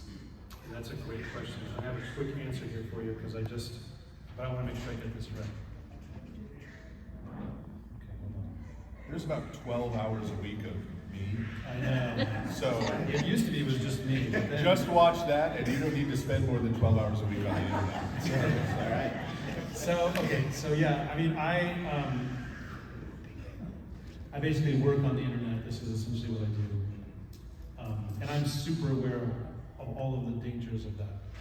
And I get asked essentially this question a lot, and I've thought about the best way to answer this. And I concluded that St. Paul gave the answer in Galatians chapter 5. So here's what he says, and this is starting with verse 16. But I say, walk by the Spirit, and you will not gratify the desires of the flesh. For the desires of the flesh are against the Spirit, and the desires of the Spirit are against the flesh, for these are opposed to each other, to keep you from doing the things you want to do. But if you are led by the Spirit, you are not under the law. Now the works of the flesh are evident: sexual immorality, impurity, sensuality, idolatry, sorcery, enmity, strife, jealousy, fits of anger, rivalries, dissensions, divisions, envy, drunkenness, orgies, and things like these. I warn you, as I warned you before, that those who do such things will not inherit the kingdom of God. But the fruit of the Spirit is love, joy, peace, patience, kindness, goodness, faithfulness, gentleness, self-control. Against such things there is no law. And those who belong to Christ Jesus have crucified the flesh with its passions and desires. If we live by the Spirit, let us also keep in step with the Spirit. Let us not become conceited, provoking one another, envying one another. Now, there are a lot of arguments and all kinds of stuff that goes on orthodoxy on the internet. But I think if we sat down and read Galatians chapter 5, it all becomes so super clear what you should pay attention to and what you should not. Makes sense. I'm not saying that those who are participating in kind of the dark side of orthodoxy on the internet have nothing good to say, or that I probably don't agree with 90% of the things that they say. I probably agree with most of it. But the spirit with which that side delivers those things is also being communicated. And so the truth is you don't need any of it. I work on the internet, I produce stuff on the internet. You don't need anything that I make. My stuff you do. You don't need anything that bothers the human beings. See, now we're having a dissension strike. Yeah. What you've caused. I know. You don't need any of it. You don't. If it helps you do the 3D thing in your parish, thank God. If it helps your priest take care of you, thank God. If when you watch it or listen to it or read it, you want to repent of your sins, thank God. If it's leading you somewhere else, go read a book. Do something. Take a walk. Take care of somebody.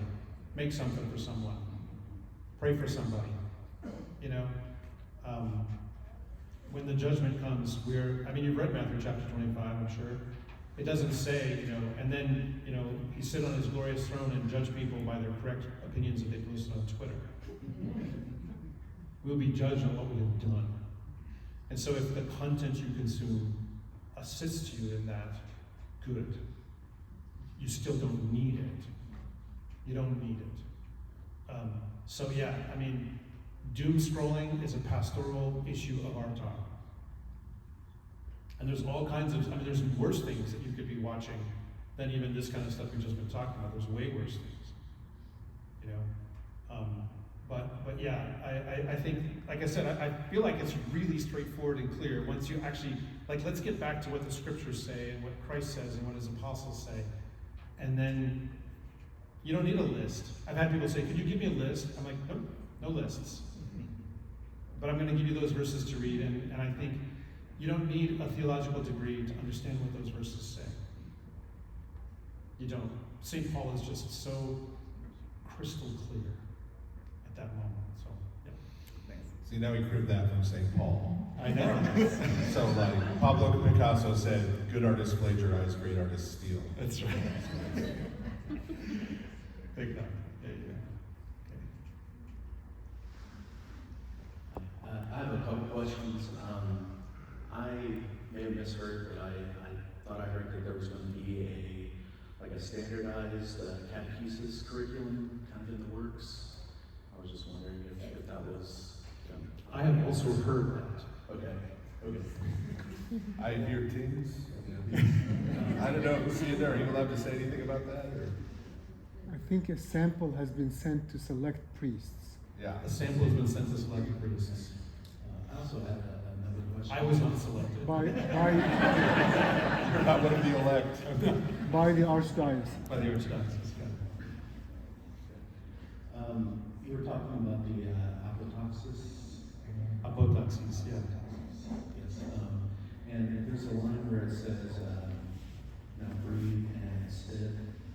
Is that like a breathe where you're inhaling or are you exhaling the devil and his demons out of you? How many people have wondered what that whole breathe thing is?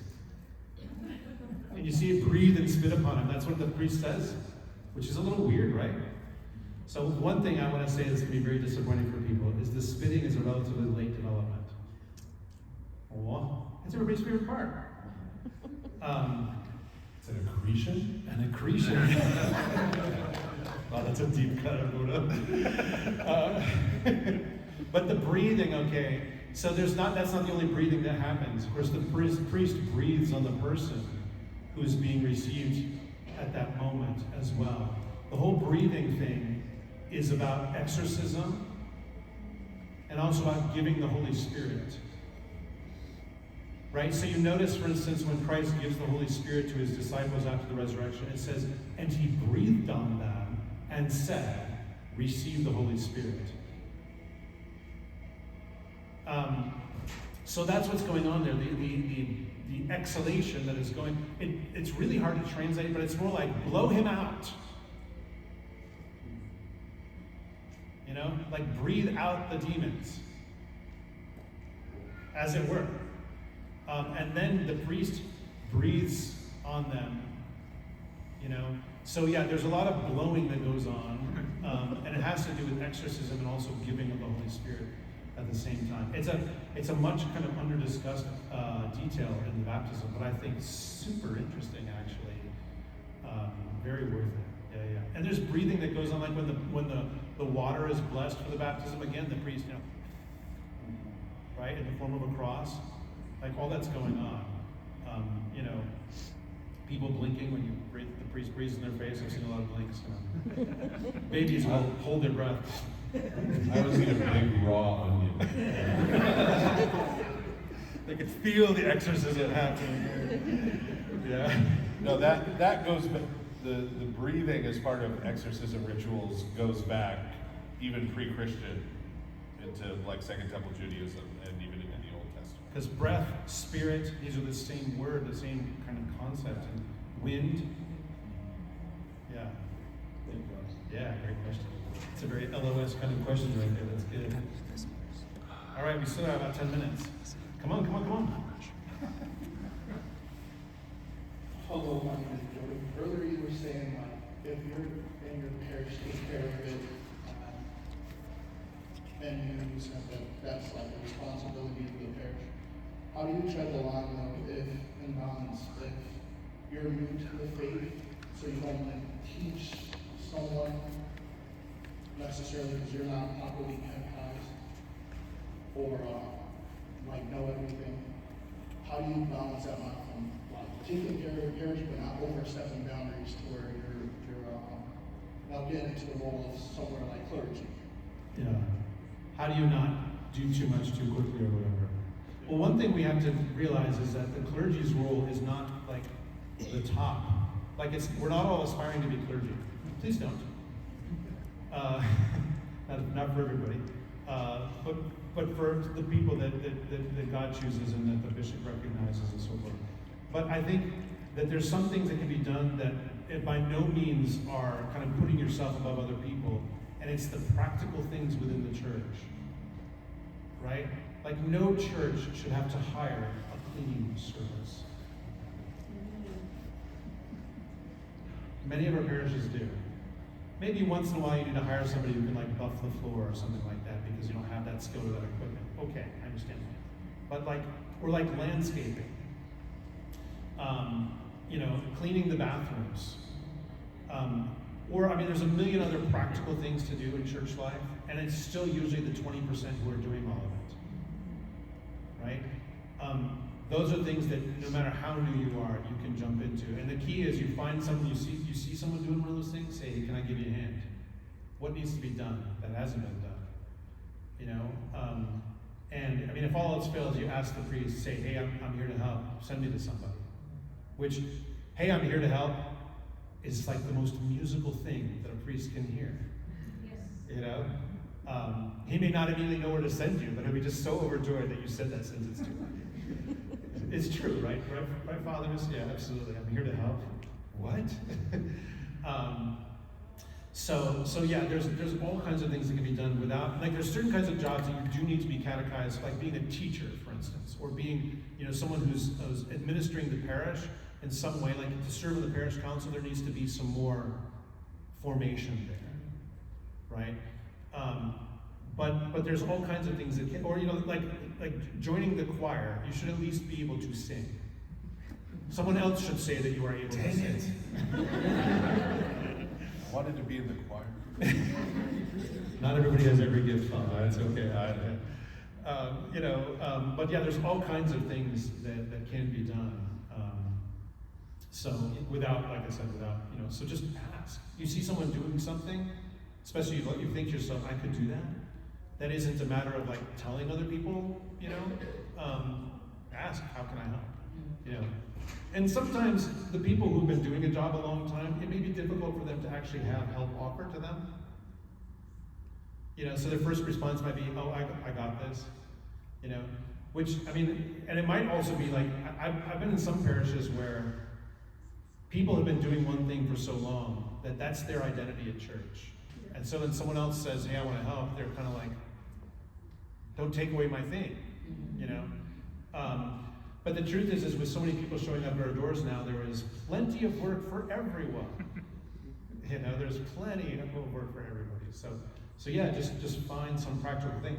And, if you find yourself in the parish bathroom, right, and there's toilet paper on the floor. I have watched the same piece of toilet paper sit on the floor of a bathroom in a church for weeks. Here's the area of grievances. Yeah, exactly. And then I realized, why did you not pick that up, Father Andrew? More people need to have that same thought.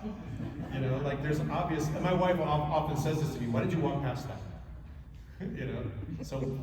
Which is a good question. Yeah, there's all kinds of things that obviously need to be done that no one's going to object to. Sounds like you're saying focus on the little things because they're very important. Especially the practical things. Let me add to that. There's a tendency that we need to stop, which is to think of the church building as the community. Indeed. The community is the community of people. And the church building is the building that the community owns where they gather to worship, right? But you can serve the community outside of the church building, right? Outside of church hours. There are elderly people in your parish, I guarantee you, who need their lawn mowed, not just the church's lawn, right? Who need some help around the house, who need some help doing everyday things. And if you can't find someone like that, one of the many things I learned from my father in his later years was distressed by the fact that every time one of the elders in our community passes away,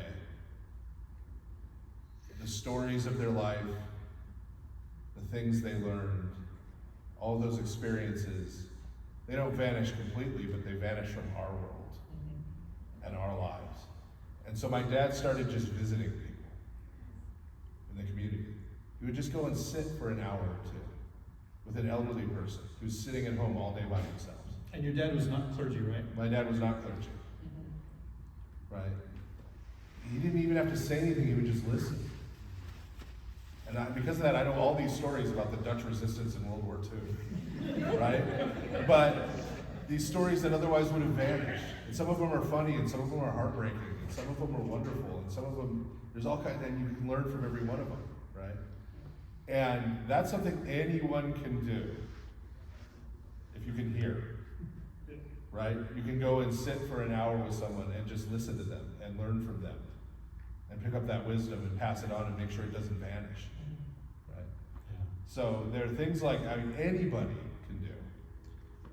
I'm aware of parishes where there are groups, particularly of men, but I mean, there's you just, mutatis, adjustus, if it's a group of women or a mixed group or whatever, particularly a group of men, and what they do is they ask the priest or whoever, who in the parish needs some help, and then a group of them show up to the house, which is usually much, like if it's just one person, it could potentially be a little weird or threatening, if it's not a relationship that already exists. But if a group, like this is the such and such ministry, and we're here today to landscape your house, or we're here today to clean the whole thing, we're here today to fix all the stuff around your house that you haven't gotten to, or whatever it might be.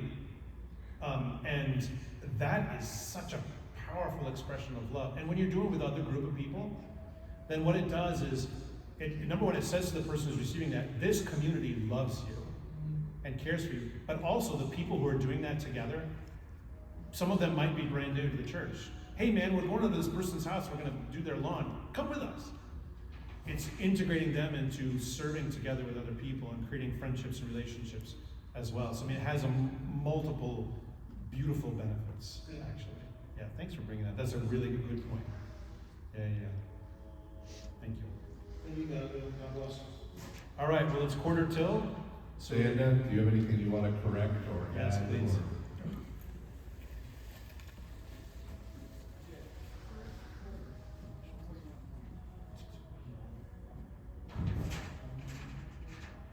Oh, there we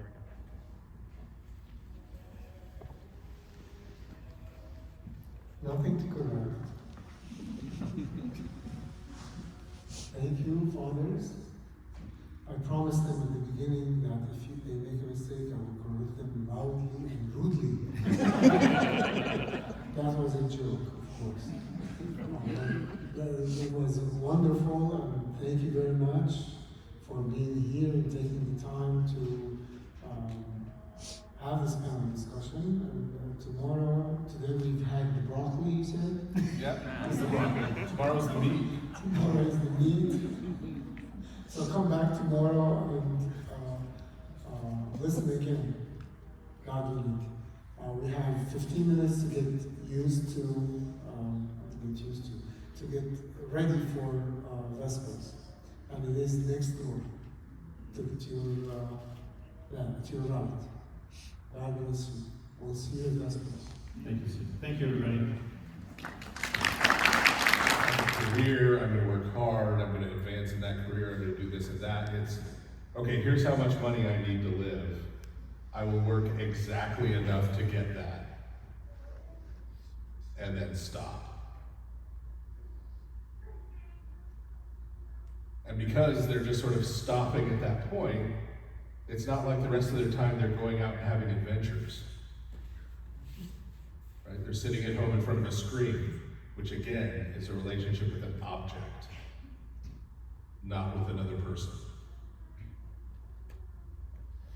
And even if you might want to say to me that, well, sometimes they're having a relationship with another person through that screen, I would point out to you in how many cases the person who they think they're relating to on the other side of the screen turns out to not be that person at all. Right? That it really is a relationship with the object. And now they're not even attempting that so much because now we have AI that you can have a relationship with and talk to. So this is the level of alienation that we've really reached. And this got super hyper accelerated by COVID and the lockdowns and the breakdown in in-person human relationships. So what does Christianity, and particularly Orthodox Christianity, have to say about this? Right. I believe Orthodox Christianity, and by that I mean our parishes, actual in-person, in the parish, Orthodox Christianity, the liturgy, the community, I think speaks to this in modern American culture in three pretty unique ways, meaning there's nobody else who's really offering these answers. To talk about the first two, we have to talk about Universe 25. And I know you don't know what that is, probably. Well, there's one person here who I think probably knows what that is, but otherwise, right, most people don't know what that is. I'm not talking about Earth 25 in either Marvel or DC Comics, though that exists in both of them. Sorry. We can talk about that later. Universe 25 was an experiment done by a fella named John B. Calhoun. Universe 25 was a mouse habitat. See, I got that. Right. And as you might guess from the name, it was the 25th such experiment that he ran. And it was called Universe 25 because he created this whole world for the mice, in which they lived, fed, operated as a mouse community. I don't know what a group of mice is called, a pack, I don't know. Rat squad, rat pack, yeah, so maybe a pack. But Universe 25 in particular was an attempt to create mouse utopia. Because he was trying to study the effects of overpopulation. But there are some other things we learned in the process. So in Universe 25, in this mouse utopia, the mice had all the food they wanted, all the water they wanted. They didn't have to go look for it. It was just given to them. They were supplied with everything, bedding, right? Everything that a mouse could possibly want in life was just given to them. Within 2 years, the population had ballooned to like 12 times its original size. Within another 2 years, the last mouse died. So mouse utopia turned into a nightmare.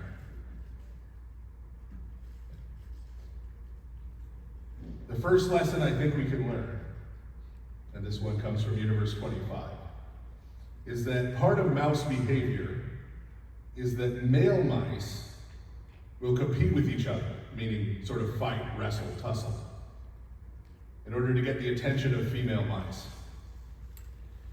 And this is sort of normal animal behavior. When that happens, there's a winner and a loser. The winner finds a mate. The loser normally leaves that pack, leaves that group of mice, and goes and finds another one and starts over. You can't do that in Universe 25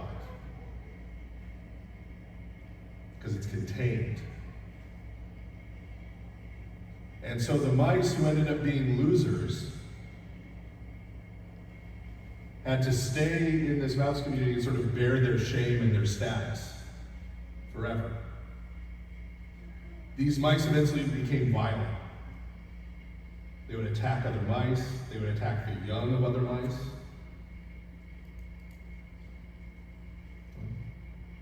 I think there's a lesson here, and I think this is something we can observe in human behavior with this alienation. We've created a culture now where once you are shamed, once you are canceled, once you are ostracized, there is no escape. It will follow you forever. We call this accountability. Something you tweeted, something you said, something you did 12 years ago, it doesn't matter who you've become now, it doesn't matter what you've done since. It will be brought back up. It will be used to try to keep you from starting over. And when we force people to live with their shame, with no escape, what happens to them? They start to act out. They start to engage in fringe behavior, sometimes even violence like those mice. We're not that different. The Orthodox Church is the one place left in American culture where, if we're doing it right in our communities, someone can come in and start again. If we really believe, for example, in the sacrament of baptism, if we really believe that a person who comes into our church and is received into the church dies, the person they were is dead, is gone. All of that past history is deleted. And they get a new start as a new person, a lot of times with a new name. If we really believe in that and we really practice that in our communities, then this is the one place where an alienated, angry, shamed person can begin again and can escape their past. That requires a couple things of us. It requires that we don't keep bringing that past up. It requires that we don't decide that there's a group of people who aren't welcome in our parish because we don't like their politics one way or the other. We don't like how they've behaved in the past one way or the other. They aren't like us in some way. If we're welcoming them as we should, an Orthodox parish is the one place where they have that chance. Second thing, also from Universe 25. One of the reasons why the whole thing collapsed is that when everything the mice needed was provided for them, and there was no work to do, right? The mice who would normally go and scout for food didn't go scout for food. Right? The ones who would protect the group didn't have anything to protect the group from. All of the social roles within this pack of mice collapsed.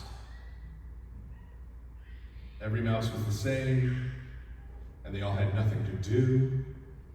There was no hierarchy, no structure. And it got to the point where even mice were able to realize that their life was basically purposeless. Mice started dying deaths of despair in Universe 25. They stopped eating, they stopped drinking, and literally let themselves die.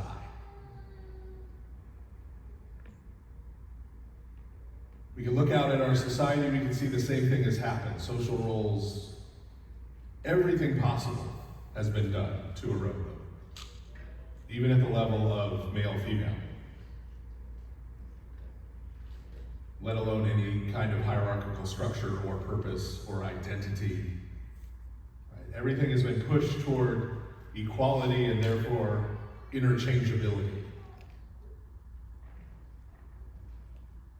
And so our world is full of people who have no sense of purpose. That's why they think that working 20 hours a week to pay the bare minimum, what's the point of more than that? You look at the statistics about deaths of despair in this country, it's frightening. Deaths of despair includes people just ending their own lives, but it also includes drug overdoses, addiction rates. As we talked about a little bit yesterday, an Orthodox parish could be the one place where someone, no matter what they do for a living, no matter what their talents are or aren't, can be given a sense of purpose. Can have a community in which they contribute something that is uniquely theirs, that only they can contribute to that community, where they're appreciated for it, and feel a sense of purpose about it. Maybe they're living in a cubicle, or working in a cubicle and living in a little box apartment. It's completely interchangeable. They're a drone. when they go to church, they're a part of a community that loves them and cares about them and appreciates what they bring to the table. Again, if we're doing it right in our communities. This is an incredible opportunity for people out in our culture who are completely alienated otherwise. The third thing I think we have to contribute uniquely, this doesn't involve the mouse habitat. So, thus far for mouse habitats. And this has to do with something that another sociologist named Christopher Lasch wrote in a book called The Culture of Narcissism. It was written some years ago about the way American culture was headed. Talking about how our culture has shifted so that people think about themselves and their lives in this very narcissistic way. The purpose of my life, the purpose of what I do, the purpose of my work, the purpose of anything I do is to bring myself happiness. Right? To bring myself happiness. Personally. And you contrast this with the way people historically lived their lives and the way people in a lot of other countries still live their lives, which is that, and this is his phrase, people see their lives as a thread stretched between their parents and their children. That's what their life is. The first half of their life is receiving from their parents, receiving their culture, receiving their knowledge, receiving their wisdom, being formed and shaped by that. And then the second half of their life is passing that down to the next generation. So our lives are not just this thing by itself, but are this connection, this generational connection. And people in our culture don't experience this anymore. Because Christopher Lasch wrote that book, I think almost 40 years ago now. Meaning our culture had headed that way a long time ago. And so the young people today were unfortunately raised by parents who that's how they looked at their lives. And if your parents look at their life as about their own happiness, that means they're not passing anything on to you. And that means you don't have anything to pass on to the next generation. And so you're dislocated. You fall into the idea that your life should be about making yourself happy just by default. Because that's what everyone else seems to be doing. And increasingly, as we've just been talking about, people are not happy. And they aren't finding ways out in the world, in our culture, to make themselves happy, at least for very long. Should seem obvious in terms of that way of life. The Orthodox Church is incredibly uniquely situated now, even among religious groups in the United States, to answer that issue, that generational issue. Because I'm telling you right now, if you go to any evangelical church in this country, it looks nothing like it looked like a generation ago. And even further from the generation before that, and even further from the generation before that. You can go to Roman Catholic churches in this country, and they look nothing like they looked a generation ago. And absolutely nothing like they looked before Vatican II. Whereas the Orthodox Church, you can go to one of our Orthodox parishes today, and it looks, and the liturgy is exactly like it was, except maybe for language, a generation ago, and a generation before that, and a generation before that. So the Orthodox Church in an Orthodox community is still a place that a person can come to, and as a new Orthodox Christian, be formed by it. Receive something that has been handed down for generations. Receive wisdom, receive understanding, receive tradition, receive a culture. and then can hope to pass that on to their children and to the next generation. But once again, we have to be serious about that. It requires that those of us who are older, I find myself getting increasingly old, fancy that, right? We have to be serious about passing on what we've learned and what we've come to understand to the newcomers, to the next generation. And the people who are newcomers, or newer comers, as a lot of the people here, right, who are young Orthodox Christians, have to become serious about receiving. Not about figuring out for yourself from books, but receiving, forming relationships with the people who have been formed by the Orthodox community and receiving that yourself, so that you'll be ready to pass it on to the next generation when your time comes. Right? So 25 years ago, I was brand new to the Orthodox Church. I was having to receive. Now I'm in my 50s. Right? Now it's pass on, right? And some of you sitting here right now, you may have been chrismated like a month ago or something, right? The time will come. What has happened to me will happen to you. You will, Lord willing, God grant you all many years, you will be an old man or an old woman, right? And you will have things to pass on if you've received them. You've spent your time now receiving them. So I think all three of those things form a kind of treatment, maybe even a cure to the alienation of modern society. All of us have a role to play in our communities in making that treatment, making those things available to the people who show up at the door, who are alienated and disaffected and frustrated and angry and confused and don't even know how to have a conversation with a person and have weird views of things and extreme politics they got off the internet and all that stuff, right? They desperately need what we have to offer. And if we're serious about having it on offer and giving it to them, then I think Orthodox Christianity is what Christianity has to say about alienation. So questions? Come on down. So we have these two mics here. And see, I did talk about mouse habitats. I was joking yesterday. I did give it a 50-50, actually. Hello, Fathers. This may actually tie in a bit more with what you talked about yesterday. All right. Father Andrew, you talked about the need for access to Orthodox worship and life through the language that people understand. So I come from a background working in deaf ministry in the Protestant world. That's deaf with an F, not a TH. Some people sometimes mishear, ironically.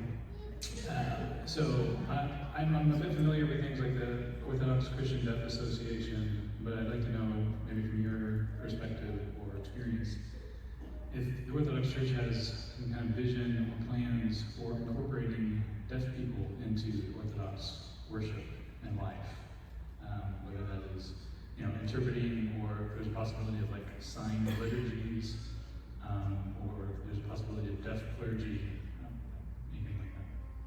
Yeah, I mean, this is definitely not my expertise, but I am aware of at least a little bit of children's content that has been made on YouTube with someone who's doing it with signs along the way. But yeah, I don't know. My experience has always been that when there's a new group of people that the church needs to minister to, that the people that tend to be out in front of that are the first people from that group who come into the church. Right, and so, for instance, one of the less known, but I think should be better known statistics about Orthodoxy in America right now is that 14% of Orthodox Christians in America are Hispanic, which is a big surprise, I think, to a lot of people, seeing some heads nodding. And the people that have been really in the forefront of working with Hispanics have been Hispanic clergy and other Hispanics that have become Orthodox. So, I mean, I know some people that are involved with the Orthodox Christian Deaf Association, And what I would just simply do is encourage them and say, like, look, this is your mission, you know, because most of us don't have the skills to do that. I certainly don't. I'm trying to imagine deaf clergy. That would be a difficult thing to do because it would be hard to serve the liturgy if you can't hear, because so much of what's going on in the liturgy is oral. So I don't know how that would be possible. I'm not a bishop, so fortunately no one is asking me to make any decisions about that. But there's definitely room for a lot of this ministry, and it's important, you know. That's what I have to say about it. I don't have a lot to offer in that regard. You, Father? I don't have a ton, but I have been in a situation multiple times as a priest where I've had a deaf parishioner present, and I've had someone sign translating, like my homily, and some other pieces of the liturgy.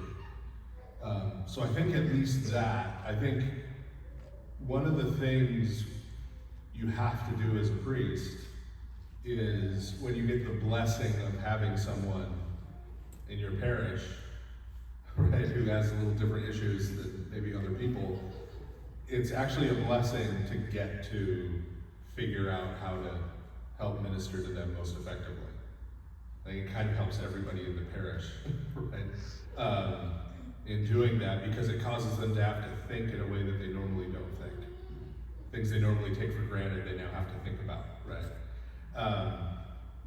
And so, at a very basic level, I would hope that every priest in our archdiocese would, if they have a deaf parishioner, would start thinking in that direction. We need to find someone who knows ASL, we need to have translation going on, and how do we do that in a way that's not disruptive, but that's also helpful to the person. And I think those local solutions are relatively, usually, easy to do, right, in the sense of doing them. I think that's the place to start. And then as things progress, I think, it goes above our pay grade to the bishops, right, in terms of bigger, larger issues.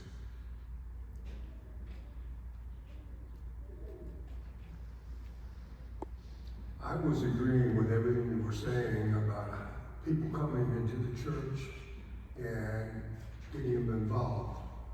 Well, what about the people that are not coming into the church? That was there before, and for some reason they left. How do you get them back? I mean, I have a son right now that he claims he's going to a church in California, but not an Orthodox church. And to me, he's not going to a church. So, how do you get the other people in our neighborhood and stuff like that, since we aren't going knocking on doors like some of the other places?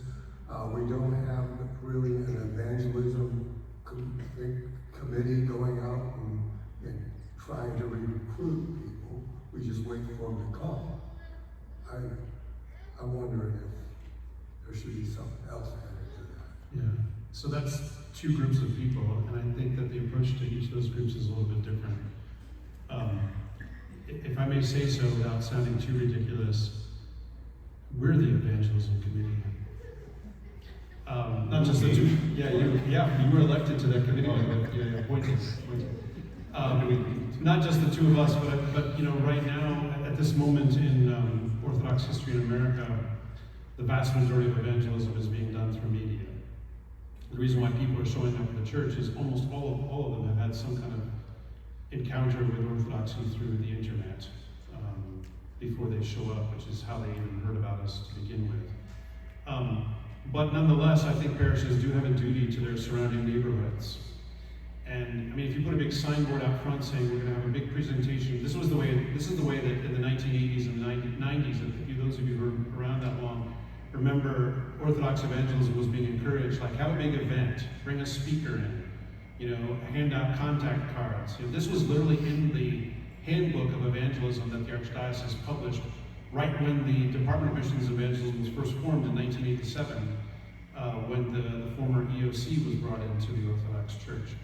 I remember reading through those, yes, you were there, yes. So I remember reading through that handbook and so forth, and most of those techniques would not do anything now, because people, they see a million billboards and signs and so forth, and as Father mentioned, a lot of people are just at home all the time. So we have to take a different approach. But I think that the way to connect with our immediate neighborhoods is probably to offer them some kind of service, something that will help to meet their needs, and not in a bait and switch way. Like, come on down, to have a free meal, and oh, by the way, have you thought about where you would go if you died tonight? Let's not do that, okay? Let's not be manipulative, but just to care for them, to love them in a practical way. I mean, with regards to the first group that you mentioned, sir, about the people who have left and are not back, the first thing I'll say about that is I think it depends a great deal from person to person as to how to succeed in doing that. But I'll also tell you, I served 13 years in parish ministry before I started doing what I do now. And at the beginning of my time as a pastor, there were a number of people in the parish who came to me and essentially asked this question. They said, there's these people that used to be here and they're not here anymore. And then occasionally they would say, well, they were here until you came. Just as a point in time to mark it when it stopped. Father, you need to go get them. And, I was a young priest, and I was trying to love everybody, and I thought to myself, okay, well, these people belong to the parish, they're in the directory, so I'm gonna put out the effort to do that. So, I emailed them all, if I had an email address for them. I sent them all letters to their house. I called them all on the phone. I even scheduled house blessings and went to their front door and knocked on the front door. And if they weren't home or they didn't answer the door, which happened at least once because I could hear movement inside, I left them a note. And I did that with every single one of these individuals and families. And the number of people that responded to that was exactly 0. 0. And I went back to their family and friends who had, told me that I needed to go get them. And I said, well, this is what happened. I emailed them, I sent them a letter, I called them on the phone, I knocked on their door, no response. Do you have any other suggestions for what I could do? And they didn't. And I said, here's my suggestion. Like, that's your brother, that's your uncle, that's your cousin, whoever. I bet you they will listen to you before they will listen to me. Which may not be they may not listen. This is why I think it's particular to the individual person. But I think that when people leave or drift away is what happens in most cases. Often it's because there's been some kind of change in life. A lot of people, for instance, when they move to a new city, stop going to church because they just never picked up the habit. Which is why many college students, why they work so hard to grab them when they arrive at college, because they're in a new place and often the habit just disappears. And mom and dad are not making them go anymore, right? Sometimes there's been something that's happened in the parish. Sometimes people, if there's a new priest, they just don't like the new priest. Or maybe he's a jerk, or a loser, or untalented, can't sing well. Been talking about me. Can't preach well. I'm right here. So rude. I remember, can I tell a slightly less flattering story about our common job? Yeah. Okay, so one thing that a lot of people don't know is that my first 2 years in pastoral ministry, I served as the assistant pastor at our cathedral in Charleston, West Virginia, St. George Cathedral, Charleston, West Virginia. And then as I was on my way out, 3 weeks before I was being transferred to become a pastor, Father Stephen was brought in, which as far as we know is when we met. It might have been before that, but No, we met before that. we did, okay. Yeah. That's when I remember. You just don't remember. I don't remember, okay. And I would make an impression, I guess. Actually, the first time I met my wife, neither one of us remember it happening at all. Yeah. We left zero impression on each other. It was late at night in the basement of the Antiochian village, and you were rambling about our Archbishop Octavius O'Fage. Oh, okay. So you were kind of distracted from everyone else in the room. That sounds like a true story. But anyway, I remember, I think you're the one who told me about this.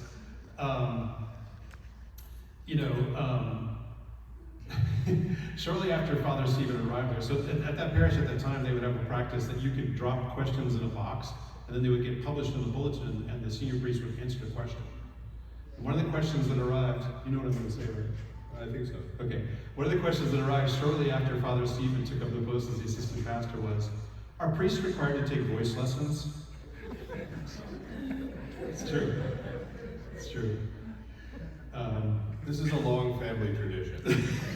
My grandfather was thrown out of the church choir for not being able to sing. My father was told he could stay in the church choir, but then he should just mouth it. So, when I was coming into the Orthodox Church and he saw us first, I had been, preaching in Protestant churches, and so he saw us first Orthodox liturgy, and he said to me, "You idiot," because we're Dutch family. He said, "You idiot, you can preach okay and you can't carry a tune in a bucket. So you join a church where they have a 5-minute sermon and they sing everything. What is wrong with you?" Yeah. But the thing that I learned from that pastoral experience was that there were also a bunch of people standing there with their hands open, ready to receive something that I wasn't giving them because I was spending a lot of time trying to chase people that didn't want to be there. Which of course is very painful if that's your friends or your family that they're not there. But if someone doesn't want to be there, it doesn't really matter how hard you try to convince them. They're not going to do it. It's like, guys, when you were in middle school or high school, there was this girl you were really into and she was just not into you. It didn't matter how hard you chased her or bugged her or passed her notes in class. I don't know if people do that anymore. They do anymore. She just wasn't into you, And trauma is coming out. Yeah. But that's the way that it can be. So I think that what needs to happen is for an individual to want to come back to church is they need to see that they need Christ. And usually they can't see that by someone telling them that. But what we can do with folks that are in that situation, and in particular to them, the relationships that they're in, is number one, we can and should and must pray very earnestly for them. If we really care about their salvation, we have to pray for them very earnestly. And know that, as one of the saints have said, every time you pray for someone, God sends them a good thought. Which is such a comforting thing to know. But also to love them in a way that's practical and direct, because people's experience, if you want people to meet Christ, He sent you. You're the one, right? And when it comes to family members, it can be very difficult because you've got years and years of relationship, and maybe who knows what the relationship is. But with God, all things truly are possible. And I have seen people come back. They say that amongst Orthodox Christians in America, there's so-called cradles and converts and reverts. Reverts and retreads. Retreads are former clergy that became Orthodox clergy. So there are reverts. There are people that it becomes real again for them. But it may be that they need to spend some time in the desert so that it becomes clear to them that they need Christ. So that's what I have to say. Yeah, I'll just say real quick so that Father Hans can ask me whatever zinger he's got.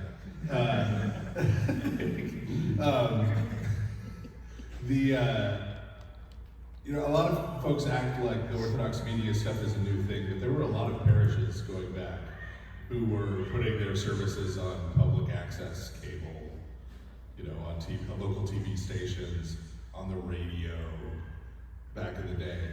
And the main difference is that, in the past, someone watching it who was getting drunk and cussing at the screen didn't have a comment section to go and weigh in. So don't read the comments. Never. Go ahead, Father Hans. This is for you, Father Stephen. I think what you're talking about, the angst, the existential angst, and the cultural decline and everything is really profound. I don't hear it much in the church. But I think you hit something really key, and I agree with you 100% because it's been my experience. This is why the people are coming in, especially being men. The church by and large doesn't quite understand the depth of it yet, but I think it will. I think it's impatient with it sometimes because it's a shallow understanding of what's really going on culturally and what's going on in their hearts. It's going to necessitate a deepening of the spiritual life in the church as well, because it's going to compel a change. Because I'm with you, I think this is going to continue, and I'm 100% agree with you when you said that there's only one place left, and that's the Orthodox Church. There's nothing left in the culture. The other Christian communions, whatever you want to call them, are kind of in a functionally collapse. They're not going to be able to address this. But it's going to compel a change in the spiritual life of our parishes as well. And it's deeper than just mere accommodation. So, given what you said, I'm presuming here you've already thought about that. And I would love to hear some of your ideas and reflections on that. Absolutely, yeah. So, I think some of that impatience comes from, if you're in the church, hopefully you're already reconnected in ways that the person walking in for the first time isn't. And so we take things for granted. Or you're from a previous generation that didn't get quite as alienated in the first place. Because I've had that experience where you get somebody showing up at the church who literally doesn't know how to walk up and talk to another person. They don't know what to say, they don't know how to start, they don't know, right? Where coffee hour is just terrifying. Right? You say, stay for coffee hour, have a good time, get some food, right? That to them is like, you know, hey, would you like to meet, you know, the rabid dog we keep out back, right? Like, that's super hard for them. And it's very easy for those of us who are further along, right, and are connected to look at me like, what's wrong with that guy? Like, what, you know, I think that's like that kind of thing is where some of that impatience and stuff comes from. But honestly, we're just talking about the main theme of every book of the New Testament. We're talking about Christian love. We're talking about actually loving people. Right? And it really is Christian love when it's someone you don't like. You can love someone without liking them. Right? You can love someone even though it's tough to love them. That's why we're friends, Father. I know. It's improving me by loving someone such as you. Whereas I am a delight, and so you just naturally fell into my orbit. But no, the actual love and actual compassion. This is one of my favorite recent quotes. Okay, right after WrestleMania this year, Roman Reigns, who's probably the greatest professional wrestler of our era, said this amazing quote in an interview after his match. He said, "Everybody wants you to do good, but not better than them." And I was like, that's perfect. Right? Everybody wants you to kind of be okay, but not doing better than them. That's where you enter into the realm of Christian love.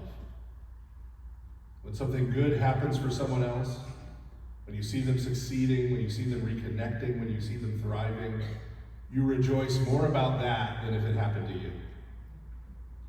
You would rather see it happen to them than happen to you. This is the greatest statements of love in the scripture. There's two of them. One is Moses and one is St. Paul. When each of them say, I would rather be cut off, blotted out of the book of life, go to eternal hell, if it would mean that these people these people who don't like me, these people who hate me, who say nasty things about me, in Moses' case, who have tried to kill me, I would rather go to hell than see them perish. I have not achieved that level of love for anybody, if I'm honest. Right? But that's Christian love.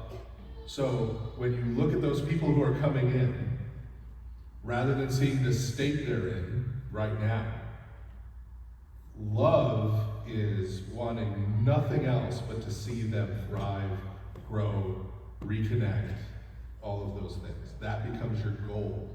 And the love, when they receive it, heals them from the deleterious effects, psychological, emotional, spiritual, of that isolation, of that angst.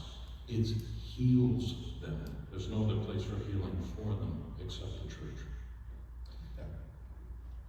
I would like to dovetail off of that a little bit and say that, you know, the way that the place that most of us at least have the opportunity to learn that kind of love is within our families.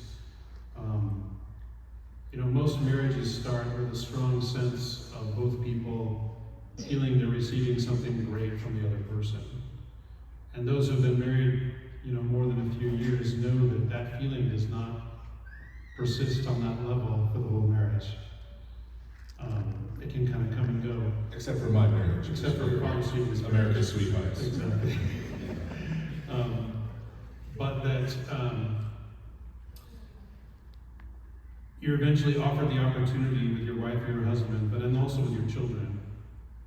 Actually, in some sense, greater with your children in some ways. To give love and not to receive anything back. Which is what actual real love in its pure form really is. Like Christ died for us while we were yet sinners. Christ didn't say, look, if you do the following things, I will die for you. He died for us while we were yet sinners. This is really very, very difficult, of course, to love another person and to bury your own need to be loved, to be paid back, to be whatever, right? I mean, God willing, there is a mutuality in all those relationships. God willing, that's the ideal.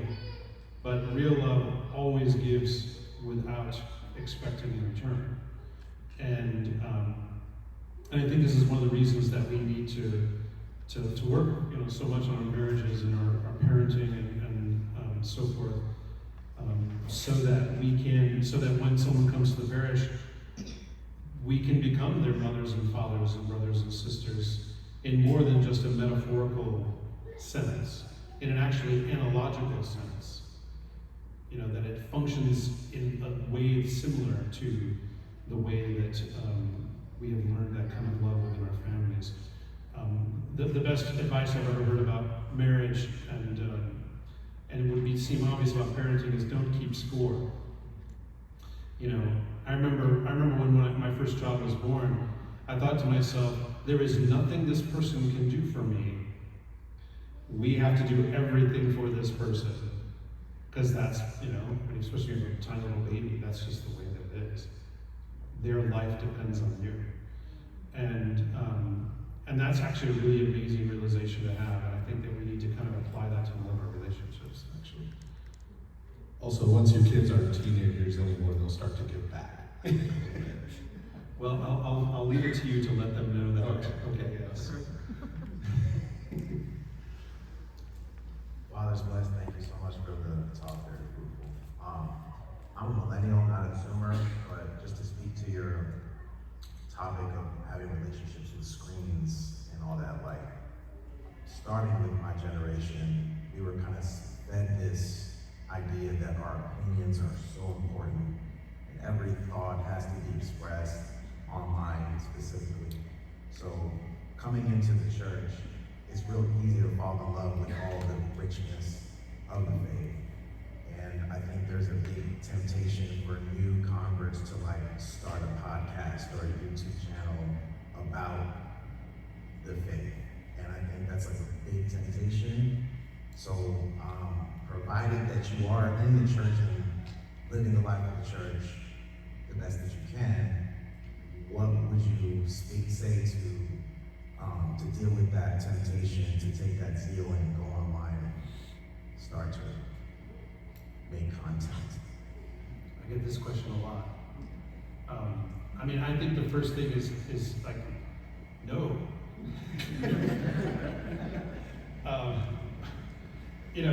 It's one thing, of course, to talk about your faith with other people through the internet. To say, hey, this is my experience, or to whatever it might be. But it's another thing to put a camera on and a mic on and say, let me tell you something. Even if it's just let me tell you about my own personal journey or whatever. I know full well that the vast majority of people who do that with good intentions. There are some. I'm pretty sure that's not the case. But the vast majority do it with good intentions. But here's the thing, when you say, especially when you're really new in the faith, when you say, look at me and listen to my journey, I just have to say the very hard thing, which is, why is your journey so important that everyone needs to know it? That it needs to be put out there for people that you don't know to hear it. It's one thing for you to tell that to your friends, but it's another thing entirely for you to make it a public thing, right? And I waited for years and years before I started talking about my own particular experiences becoming Orthodox, even after I was doing lots of public stuff.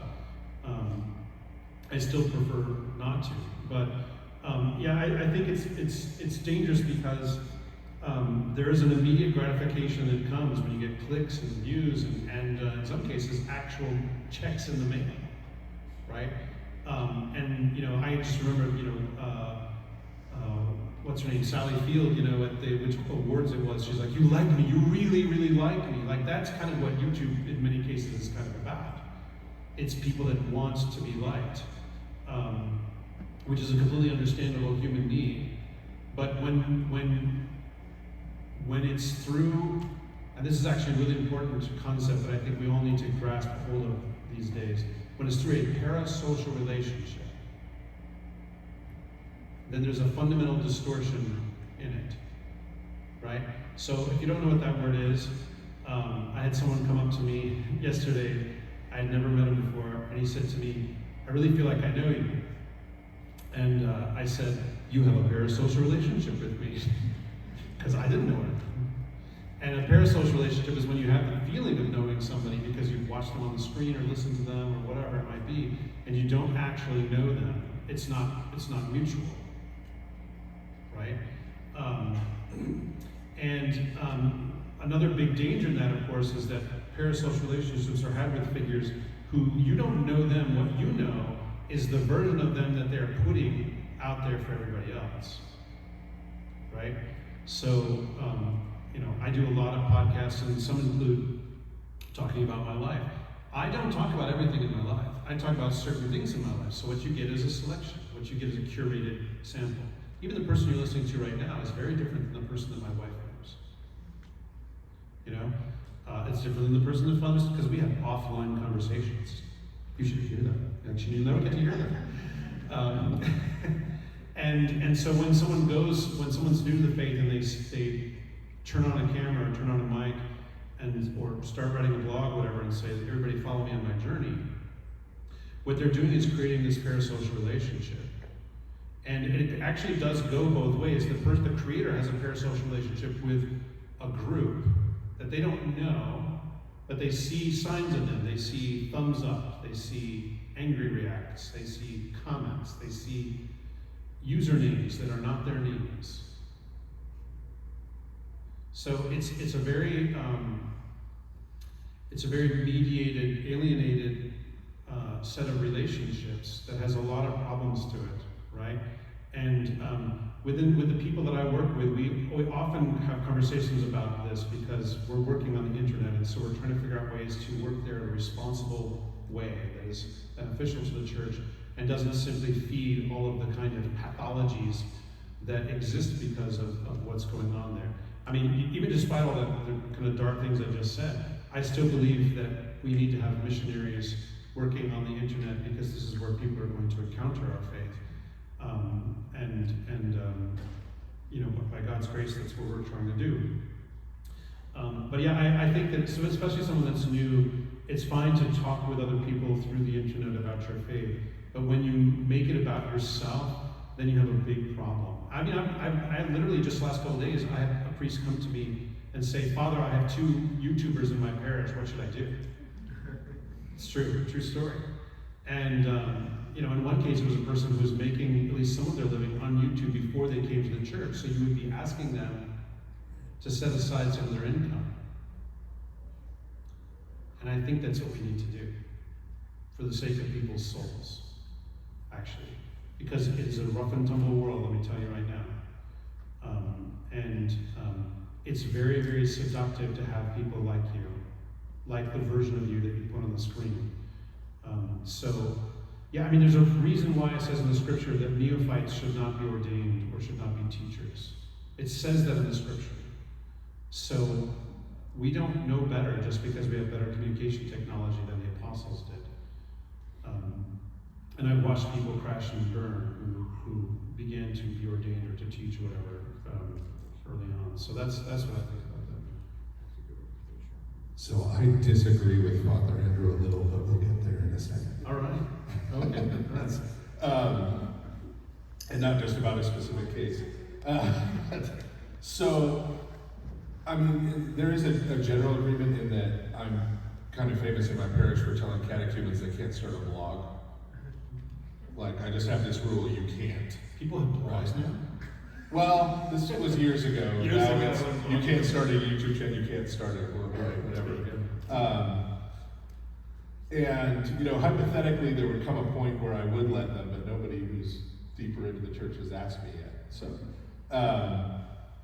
but this has to do with what I was talking about before. You have to receive before you pass on, right? And if you're new in the church especially, you're in the receiving phase. Okay? The place where I have a little bit of disagreement, and this is because I don't think we've done enough thinking about a very new type of media yet, and that's streaming.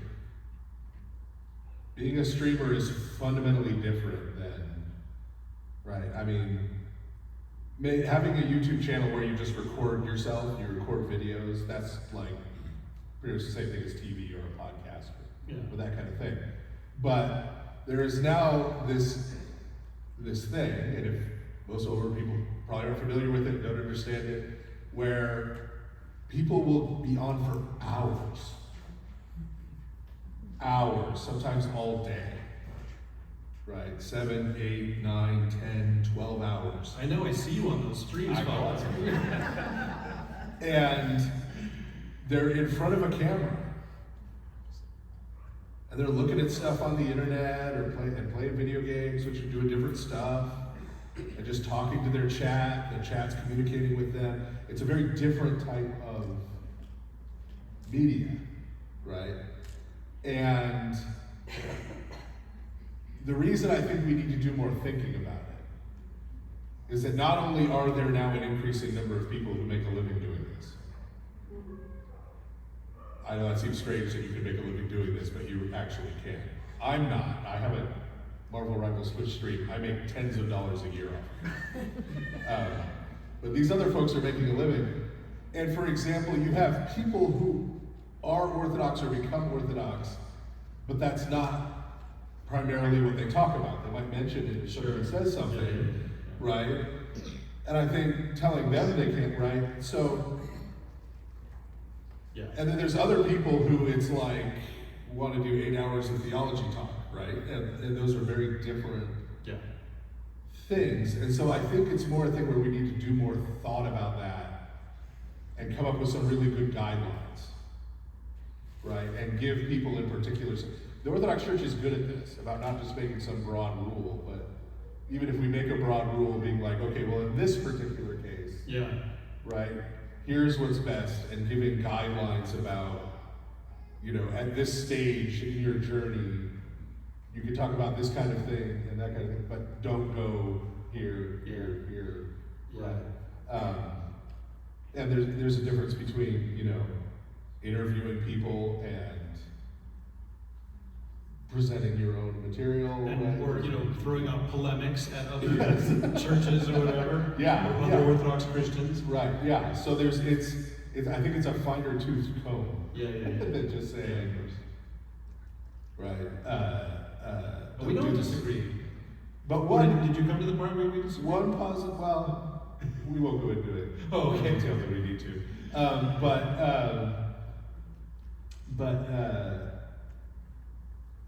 There are positive things coming out of the internet, and as someone who has deliberately entered into this milieu to try and participate, hopefully try to do it in a positive way, though if you listen to Twitter, I'm demon possessed. You're the worst. Yeah. Actually, this morning it was announced that Father Stephen is the false prophet, and that Jonathan Badger is the beast. But anyone knows, looking at the two of them, that Father Stephen is clearly the beast. Definitely the beast. And indeed, his birthday is one of the numbers of the beast. My birthday is June 16th, so it's 616. But so nice try, Twitter. But one of the trends now that I think is a beautiful thing is these guys who are streaming and stuff who are Orthodox are now saying again and again, you can't do Orthodoxy on the internet. Yeah. There is no Orthodox internet. Go to liturgy. Go to liturgy, go to liturgy, go to liturgy. I know one streamer who has started banning people from his chat if they're in his chat too long without going to liturgy. Right? He's like, you're not going to just sit here and talk about Orthodoxy. You're banned until you go to liturgy. Send me a photo of you at an Orthodox church, and I'll let you back into the chat. Yes. Also signed letter from your priest. So there are ways we can shape this. It doesn't have to be a yes or a no. There are ways we can shape this and make it more positive.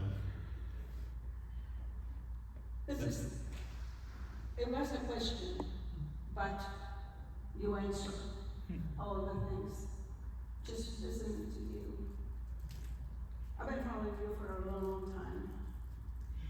But at the same time, what you have taught me and what my priest has allowed for me to do in our parish is to greet everyone, regardless.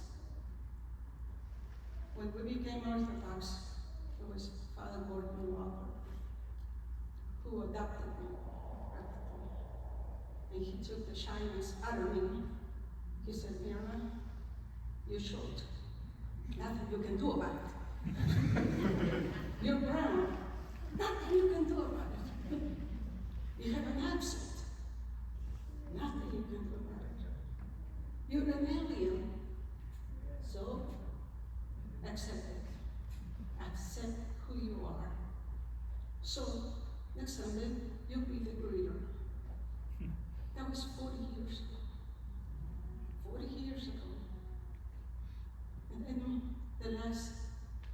my priest right now, he said, yes, you can continue doing what you're doing. And what I'm saying is, for the people who are sitting behind me, pretty much, I greet everyone, regardless if they want to talk to me or not. Whether they see me the way they want to see me, it's okay. But through the past 3, 4, 5 years, it has grown, and I have learned how to see who they are, or what they are, or what they need. And I have learned just to say, sit down, stand up with me. That's it. Don't pick up a book. Just listen with your eyes, your hand, your snow, and you smell everything. You will do that. And through the last few years, I can see that Orthodoxy is aiming to the heart. But we, the laity, must be gracious, regardless if they have tattoos coming out of their ears. I mean, it's just, sometimes it was frightening, but yet you can see that it's a God's child. And for me just to say, hello, how are you? Sit down with me. Are you sure? Yes, sit down with me.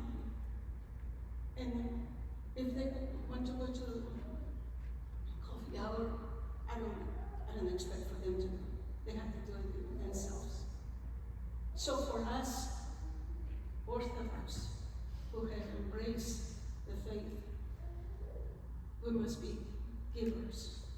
Just like you say, we must be givers. Amen.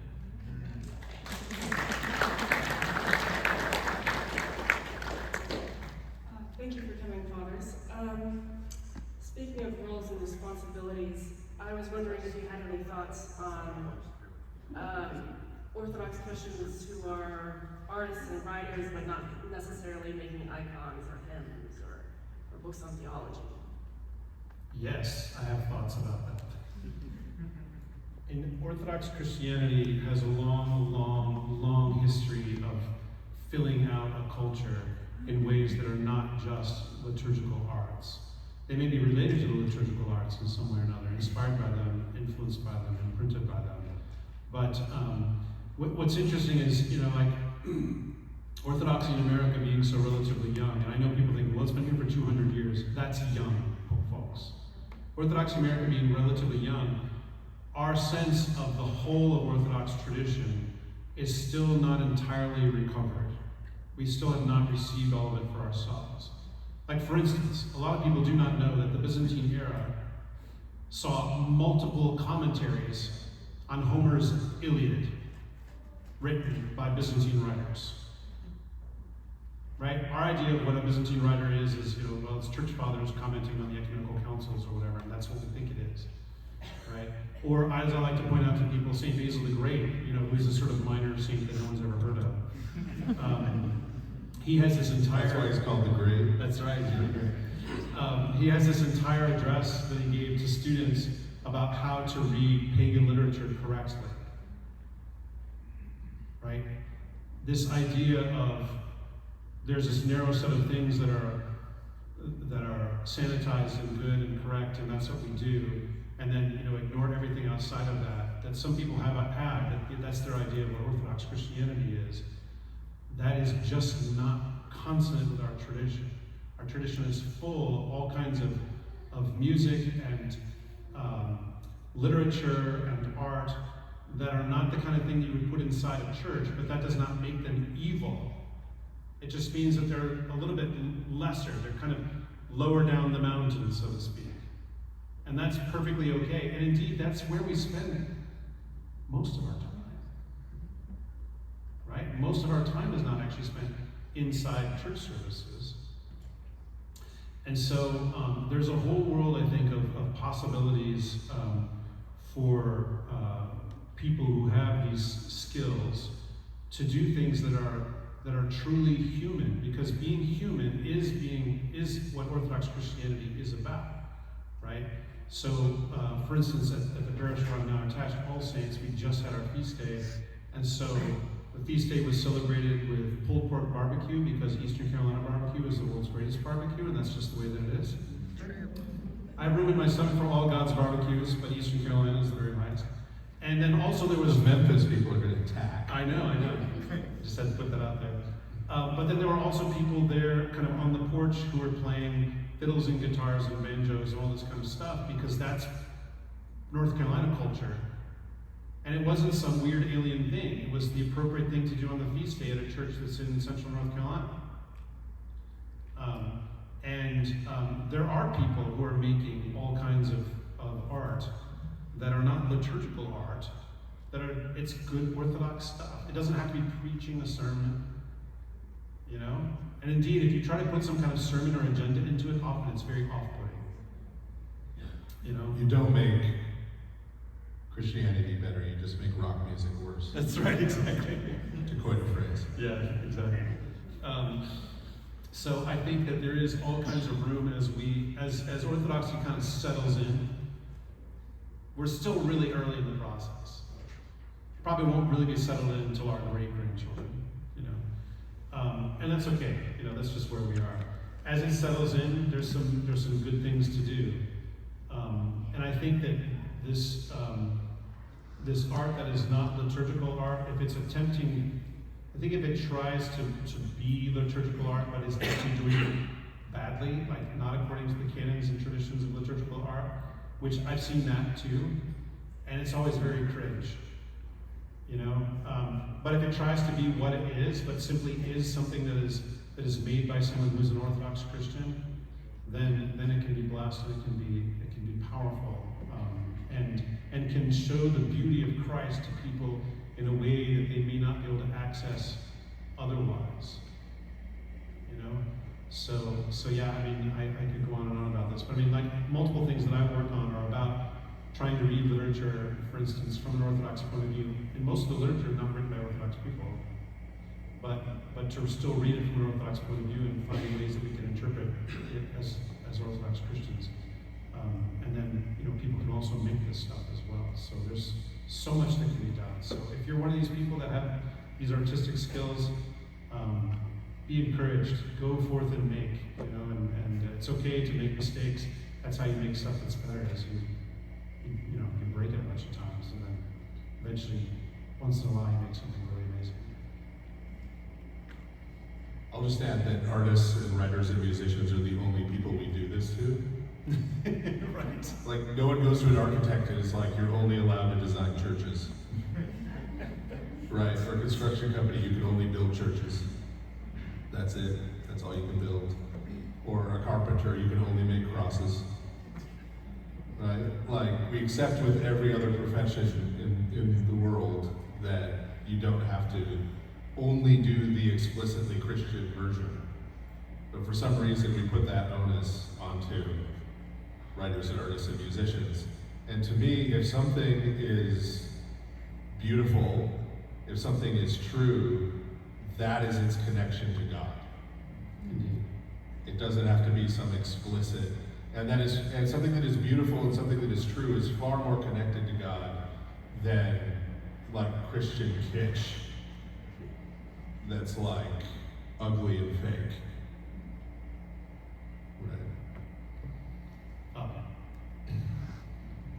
I think one of the things that we vote against the people online is to understand that nobody in this room is actually Orthodox. If you take the word in Greek meaning correctly praising, no one always correctly praises God. I would think it would be much better when people join the church and those in the church. We would explain to them that they are trying to be Orthodox because they take it as a name instead of a reality of how do I correctly praise God all the time. Because when they get on the internet and they put that label on, I'm Orthodox, my response is, no, you're not Orthodox. You're trying to be Orthodox, which is the basis of humility. Second point I want to quickly make, and I'll get away from here. When I came in, you were talking about people that left the parish.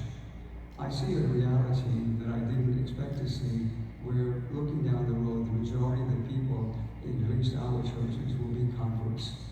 Converts need to understand it's a different cultural background of the ethnic people that were either born here or born over there. Understand their background, understand their circumstances. We are too quick to judge them because we don't understand where they came from or what they went through. That empathy will do us more in learning to love one another than to become super Orthodox. I'm a convert, I know, and you don't know because you don't come to church. Why they don't come to church? Sit down and really talk to them and find out. You ask me, why did I go to church? Because my mother made me go to church until I was 18 years old. And I got nothing out of going to church. I rebelled. I said I wasn't going to go to church anymore. I told her I was going to become Catholic just to get her to stop pushing me to go to church. However, the Lord took me to another parish where I really found the Orthodox Church. I never looked back. But if we understand where people are coming from, we would be much more able to help to guide them and to help them. So of course, absolutely.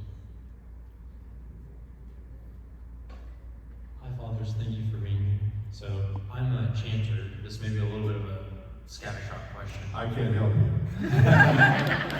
We already covered that earlier. Regarding chanting and content on the internet, there's kind of a little bit of a boom right now with young men chanters putting themselves out on their personal YouTube channels, choirs and all of this.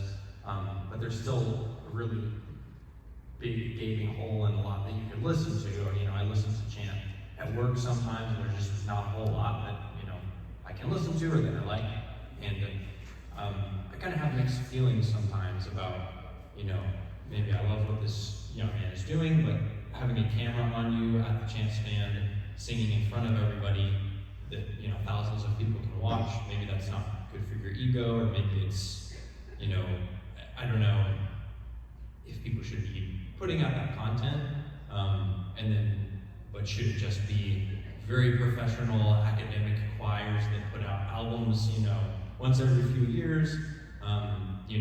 As a young chanter, I might, think, oh, should I start putting stuff out there so people can hear me? I'm just kind of, I've felt a little mixed feelings about the benefits and the harms of having, and I guess in general, just listening to church and chant, like at work. It's not the same thing as being in the church and praising the Lord. Sometimes it's just background music.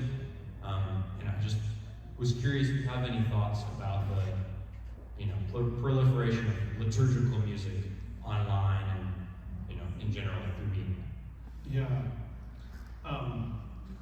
The very beginning of Ancient Faith Radio was John Maddox ripping a bunch of CDs that people in his parish had given him, and then he just started streaming them from a laptop from his back porch in Chicago. And but it's interesting to think about what happens when you record liturgical music. We live in a world of recorded music. I used to be a stagehand, and I remember usually in the summers I did lots and lots of concerts. And I'm sure you've all had the experience if you've been to a big concert with some popular band where the band is playing the song that everybody's familiar with, but it doesn't sound quite like it does on the album, or quite like it does on Spotify. What's an album? People buy records now. I know, I've heard this, like vinyls. Yeah, it doesn't sound quite the same. And the version that everybody knows and singing along with is the version that they've heard in the recording, which is always exactly the same. And so there's something, there's a distance that's created as a result of doing that. And I think it's important to be mindful of that and to realize that it creates, there's a certain contingency to that, right? And then it also can create problems, like when you're used to, if most of the liturgical music you listen to is recorded by like professional choirs and chanters and stuff, and then you go to church and you don't quite have that professional sound, it can actually be kind of frustrating. Like, oh, ooh, that was a blue note and not in a good way, So that's a difficulty there as well. At the same time, I think that there is a benefit to having these things available for people to access them, not just for sort of evangelistic purposes, but like if someone listens to liturgical music and they say that it helps them to get through their day, I'm not going to tell them to stop, But I think that, it's a new thing, right? I mean, it used to be that there was no recorded music at all. Like, recorded music did not happen. You did not hear music unless you were in the presence of a musician playing it. Live music was the norm, right? And there's something about that is quite different. I think we still haven't quite grappled with it. I mean, the basic question of, should every chanter be getting on the internet? I mean, it's kind of the same question of who should be producing content, whether they have a prayerful approach to that, whether they are doing it in concert with their father confessor, whether it's really needed, oh, look, there's another person who started a channel or started a podcast. I say this as a guy who has started way too many podcasts. I think it's part of the age that we live in, and we have to be mindful and careful and wise as much as we can be, but realize also there's just a lot of inherent brokenness to the media itself. And just realize, okay, well, it's never going to be perfect, right? It's never going to be perfect, but we can use it in this imperfect way to accomplish some purposes imperfectly, and that's okay. One of the great benefits of recorded church music is, for many people, that's how they learn how to do church music. When I was in seminary, there wasn't, as an Antiochian seminarian, we had one person come once every month or two and give an hour worth of Byzantine music instruction, which is not enough to learn to be a Byzantine chanter, not remotely. I'm living proof. But I was able to learn some things from pre-recorded stuff. Now, of course, you can literally take classes in Byzantine chant and interact with a teacher through Zoom, which, one of the weird blessings that has come from the pandemic is that kind of connectivity for training in those things, because most parishes don't have an actually classically trained chanter in the parish who can teach other people how to do that stuff. And so this kind of gives us some of this access, but yeah, we just have to be careful. Tell us some more stories about the days before the phonograph. Did you know, speaking of the phonograph, I have to say this. Thomas Edison's idea of the phonograph, you know what he thought it was going to be used for? He thought it would be used by most people to record their pastor's sermons so they could listen to them at home. Not joking. Anyway. That didn't turn out that way. No, it did not. No, it did not. So yeah, I personally don't listen to a lot of chant outside of church because I get enough of that at work. I go home and it's like Kenny Rogers, some Supertramp, maybe some Fog Hat.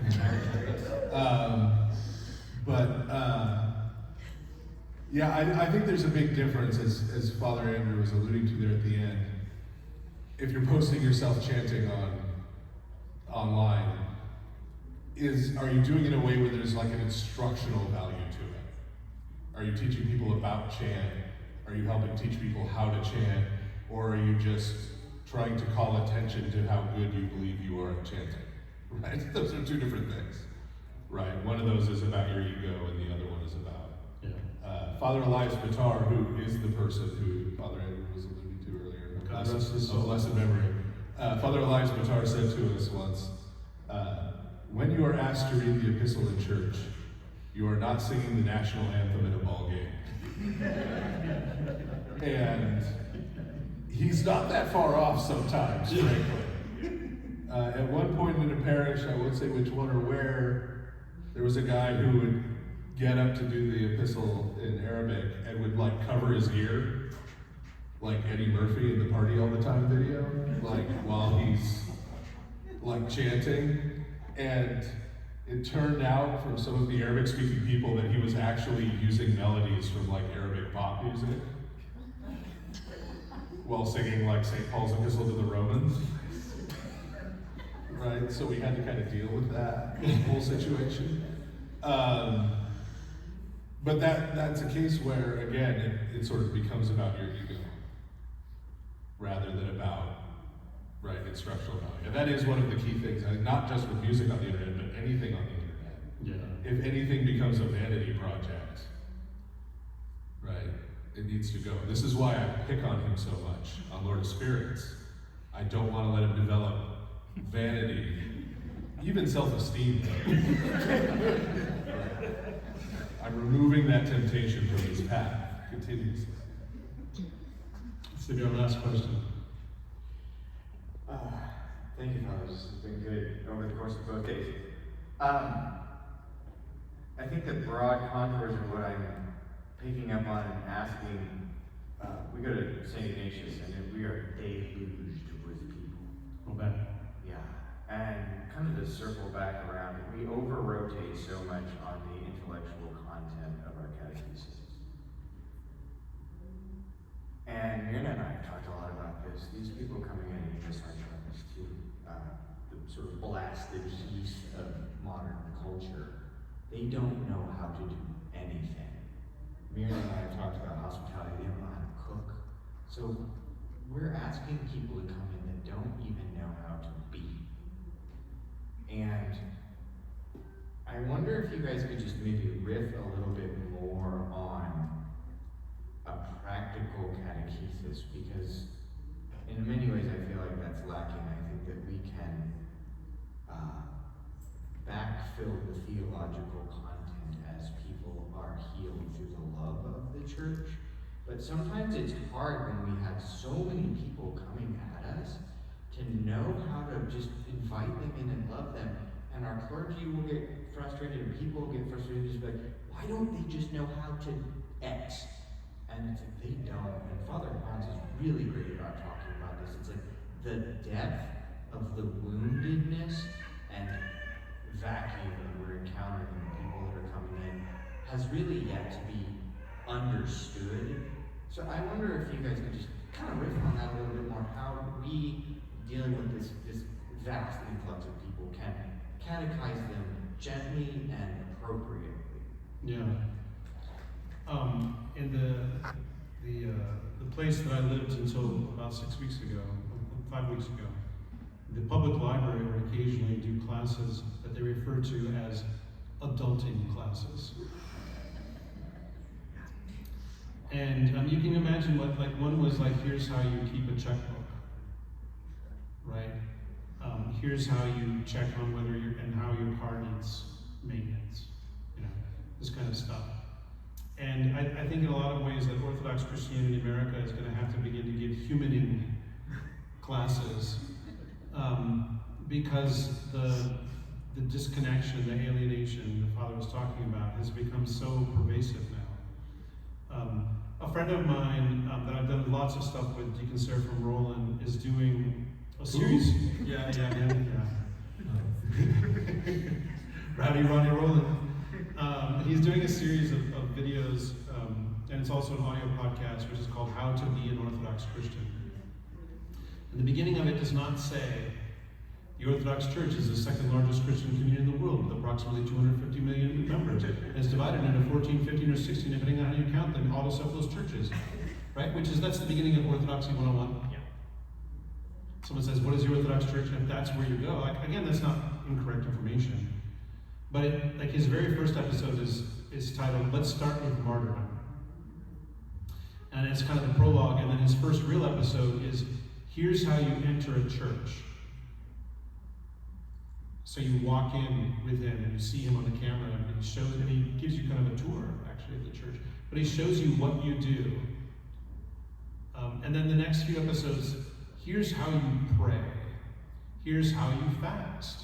Here's how you give alms. And I believe very firmly, having very much tried the whole Orthodoxy 101 thing myself for a long time, that this is where our catechism needs to go.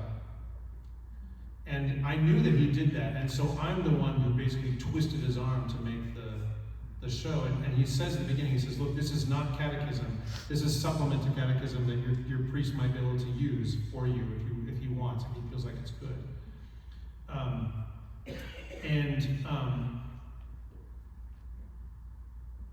Because when people are invited into that, into the very 3D warmth of what it means to be an Orthodox Christian, then they begin to form relationships with people, and they begin to learn how to be with other people.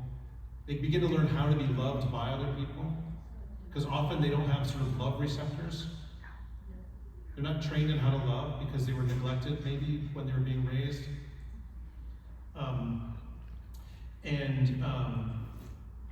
So obviously they're not going to come in day one and know how to do all those things. So you just say, hey, come sit with us.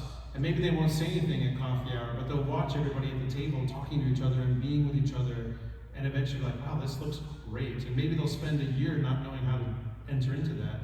But the key is for people next to them to say, hey, what do you think of this? Or tell me about your experience with this, or where are you on this? This kind of thing, to invite them and to ask these good, open-ended, curious questions.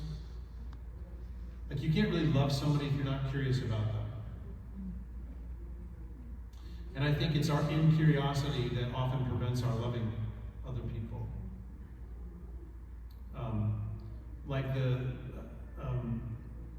Kind of the worst, if you actually are trying to connect with somebody, the worst thing you can say to them is, so, hey, how are you? Because the response to that is always like one word or something very brief. It's designed, like that whole exchange, that whole script that we all do over and over again, is designed to be a conversation that lasts as short as possible. How are you? We're fine, good. Busy, but good, right? And I actually watched a thing giving a suggestion of if you want to break that, if someone says to you, hey, how are you doing?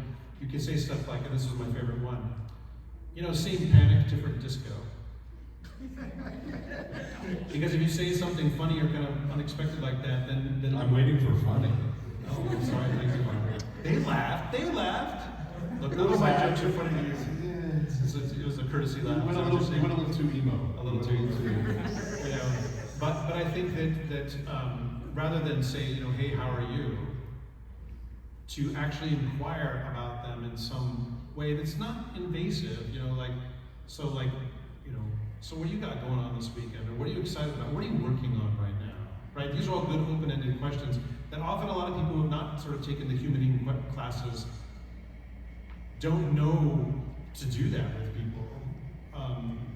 But I think that if we show that curiosity for other people, then that invites them in. You know, people are attracted to people who are attracted. So if you demonstrate interest in another person, they become interested in what it is that you have to give them. You know, so yeah. I mean, I think that. I mean, in some ways, evangelism is now easier than it's ever been. You know, or I should say simpler than it's ever been. Maybe not easy, but simpler than it's ever been. Because many people coming to our doors now have little to no prior religious experience, and so you don't have to unpack it all or whatever. You just say, let me tell you who Jesus is, what he did, and what he expects of us. And that's the gospel. You know? I think the time has come. Final words. I'll be super brief. No, just two things to sort of add. Number one, be super patient and let them do what they need to do. Right? If they need to sit in coffee hour for 10 minutes and then go somewhere else to the church library or wherever and sit by themselves for 20 minutes, just let them do that. Right? Just sort of let them do what they need to do. And then when you get the opportunity, right, in terms of these things they don't know how to do, you say, hey, do you know how to do this? Let me show you. Right? And those opportunities will present themselves, right? But you have to let a person who's wounded to heal, you have to let them move at their own pace. You can't rush them. You just have to be there ready, making the offer, ready to do it when they're ready to receive it. See how quick I did that? Thank you very much, everybody. God bless you.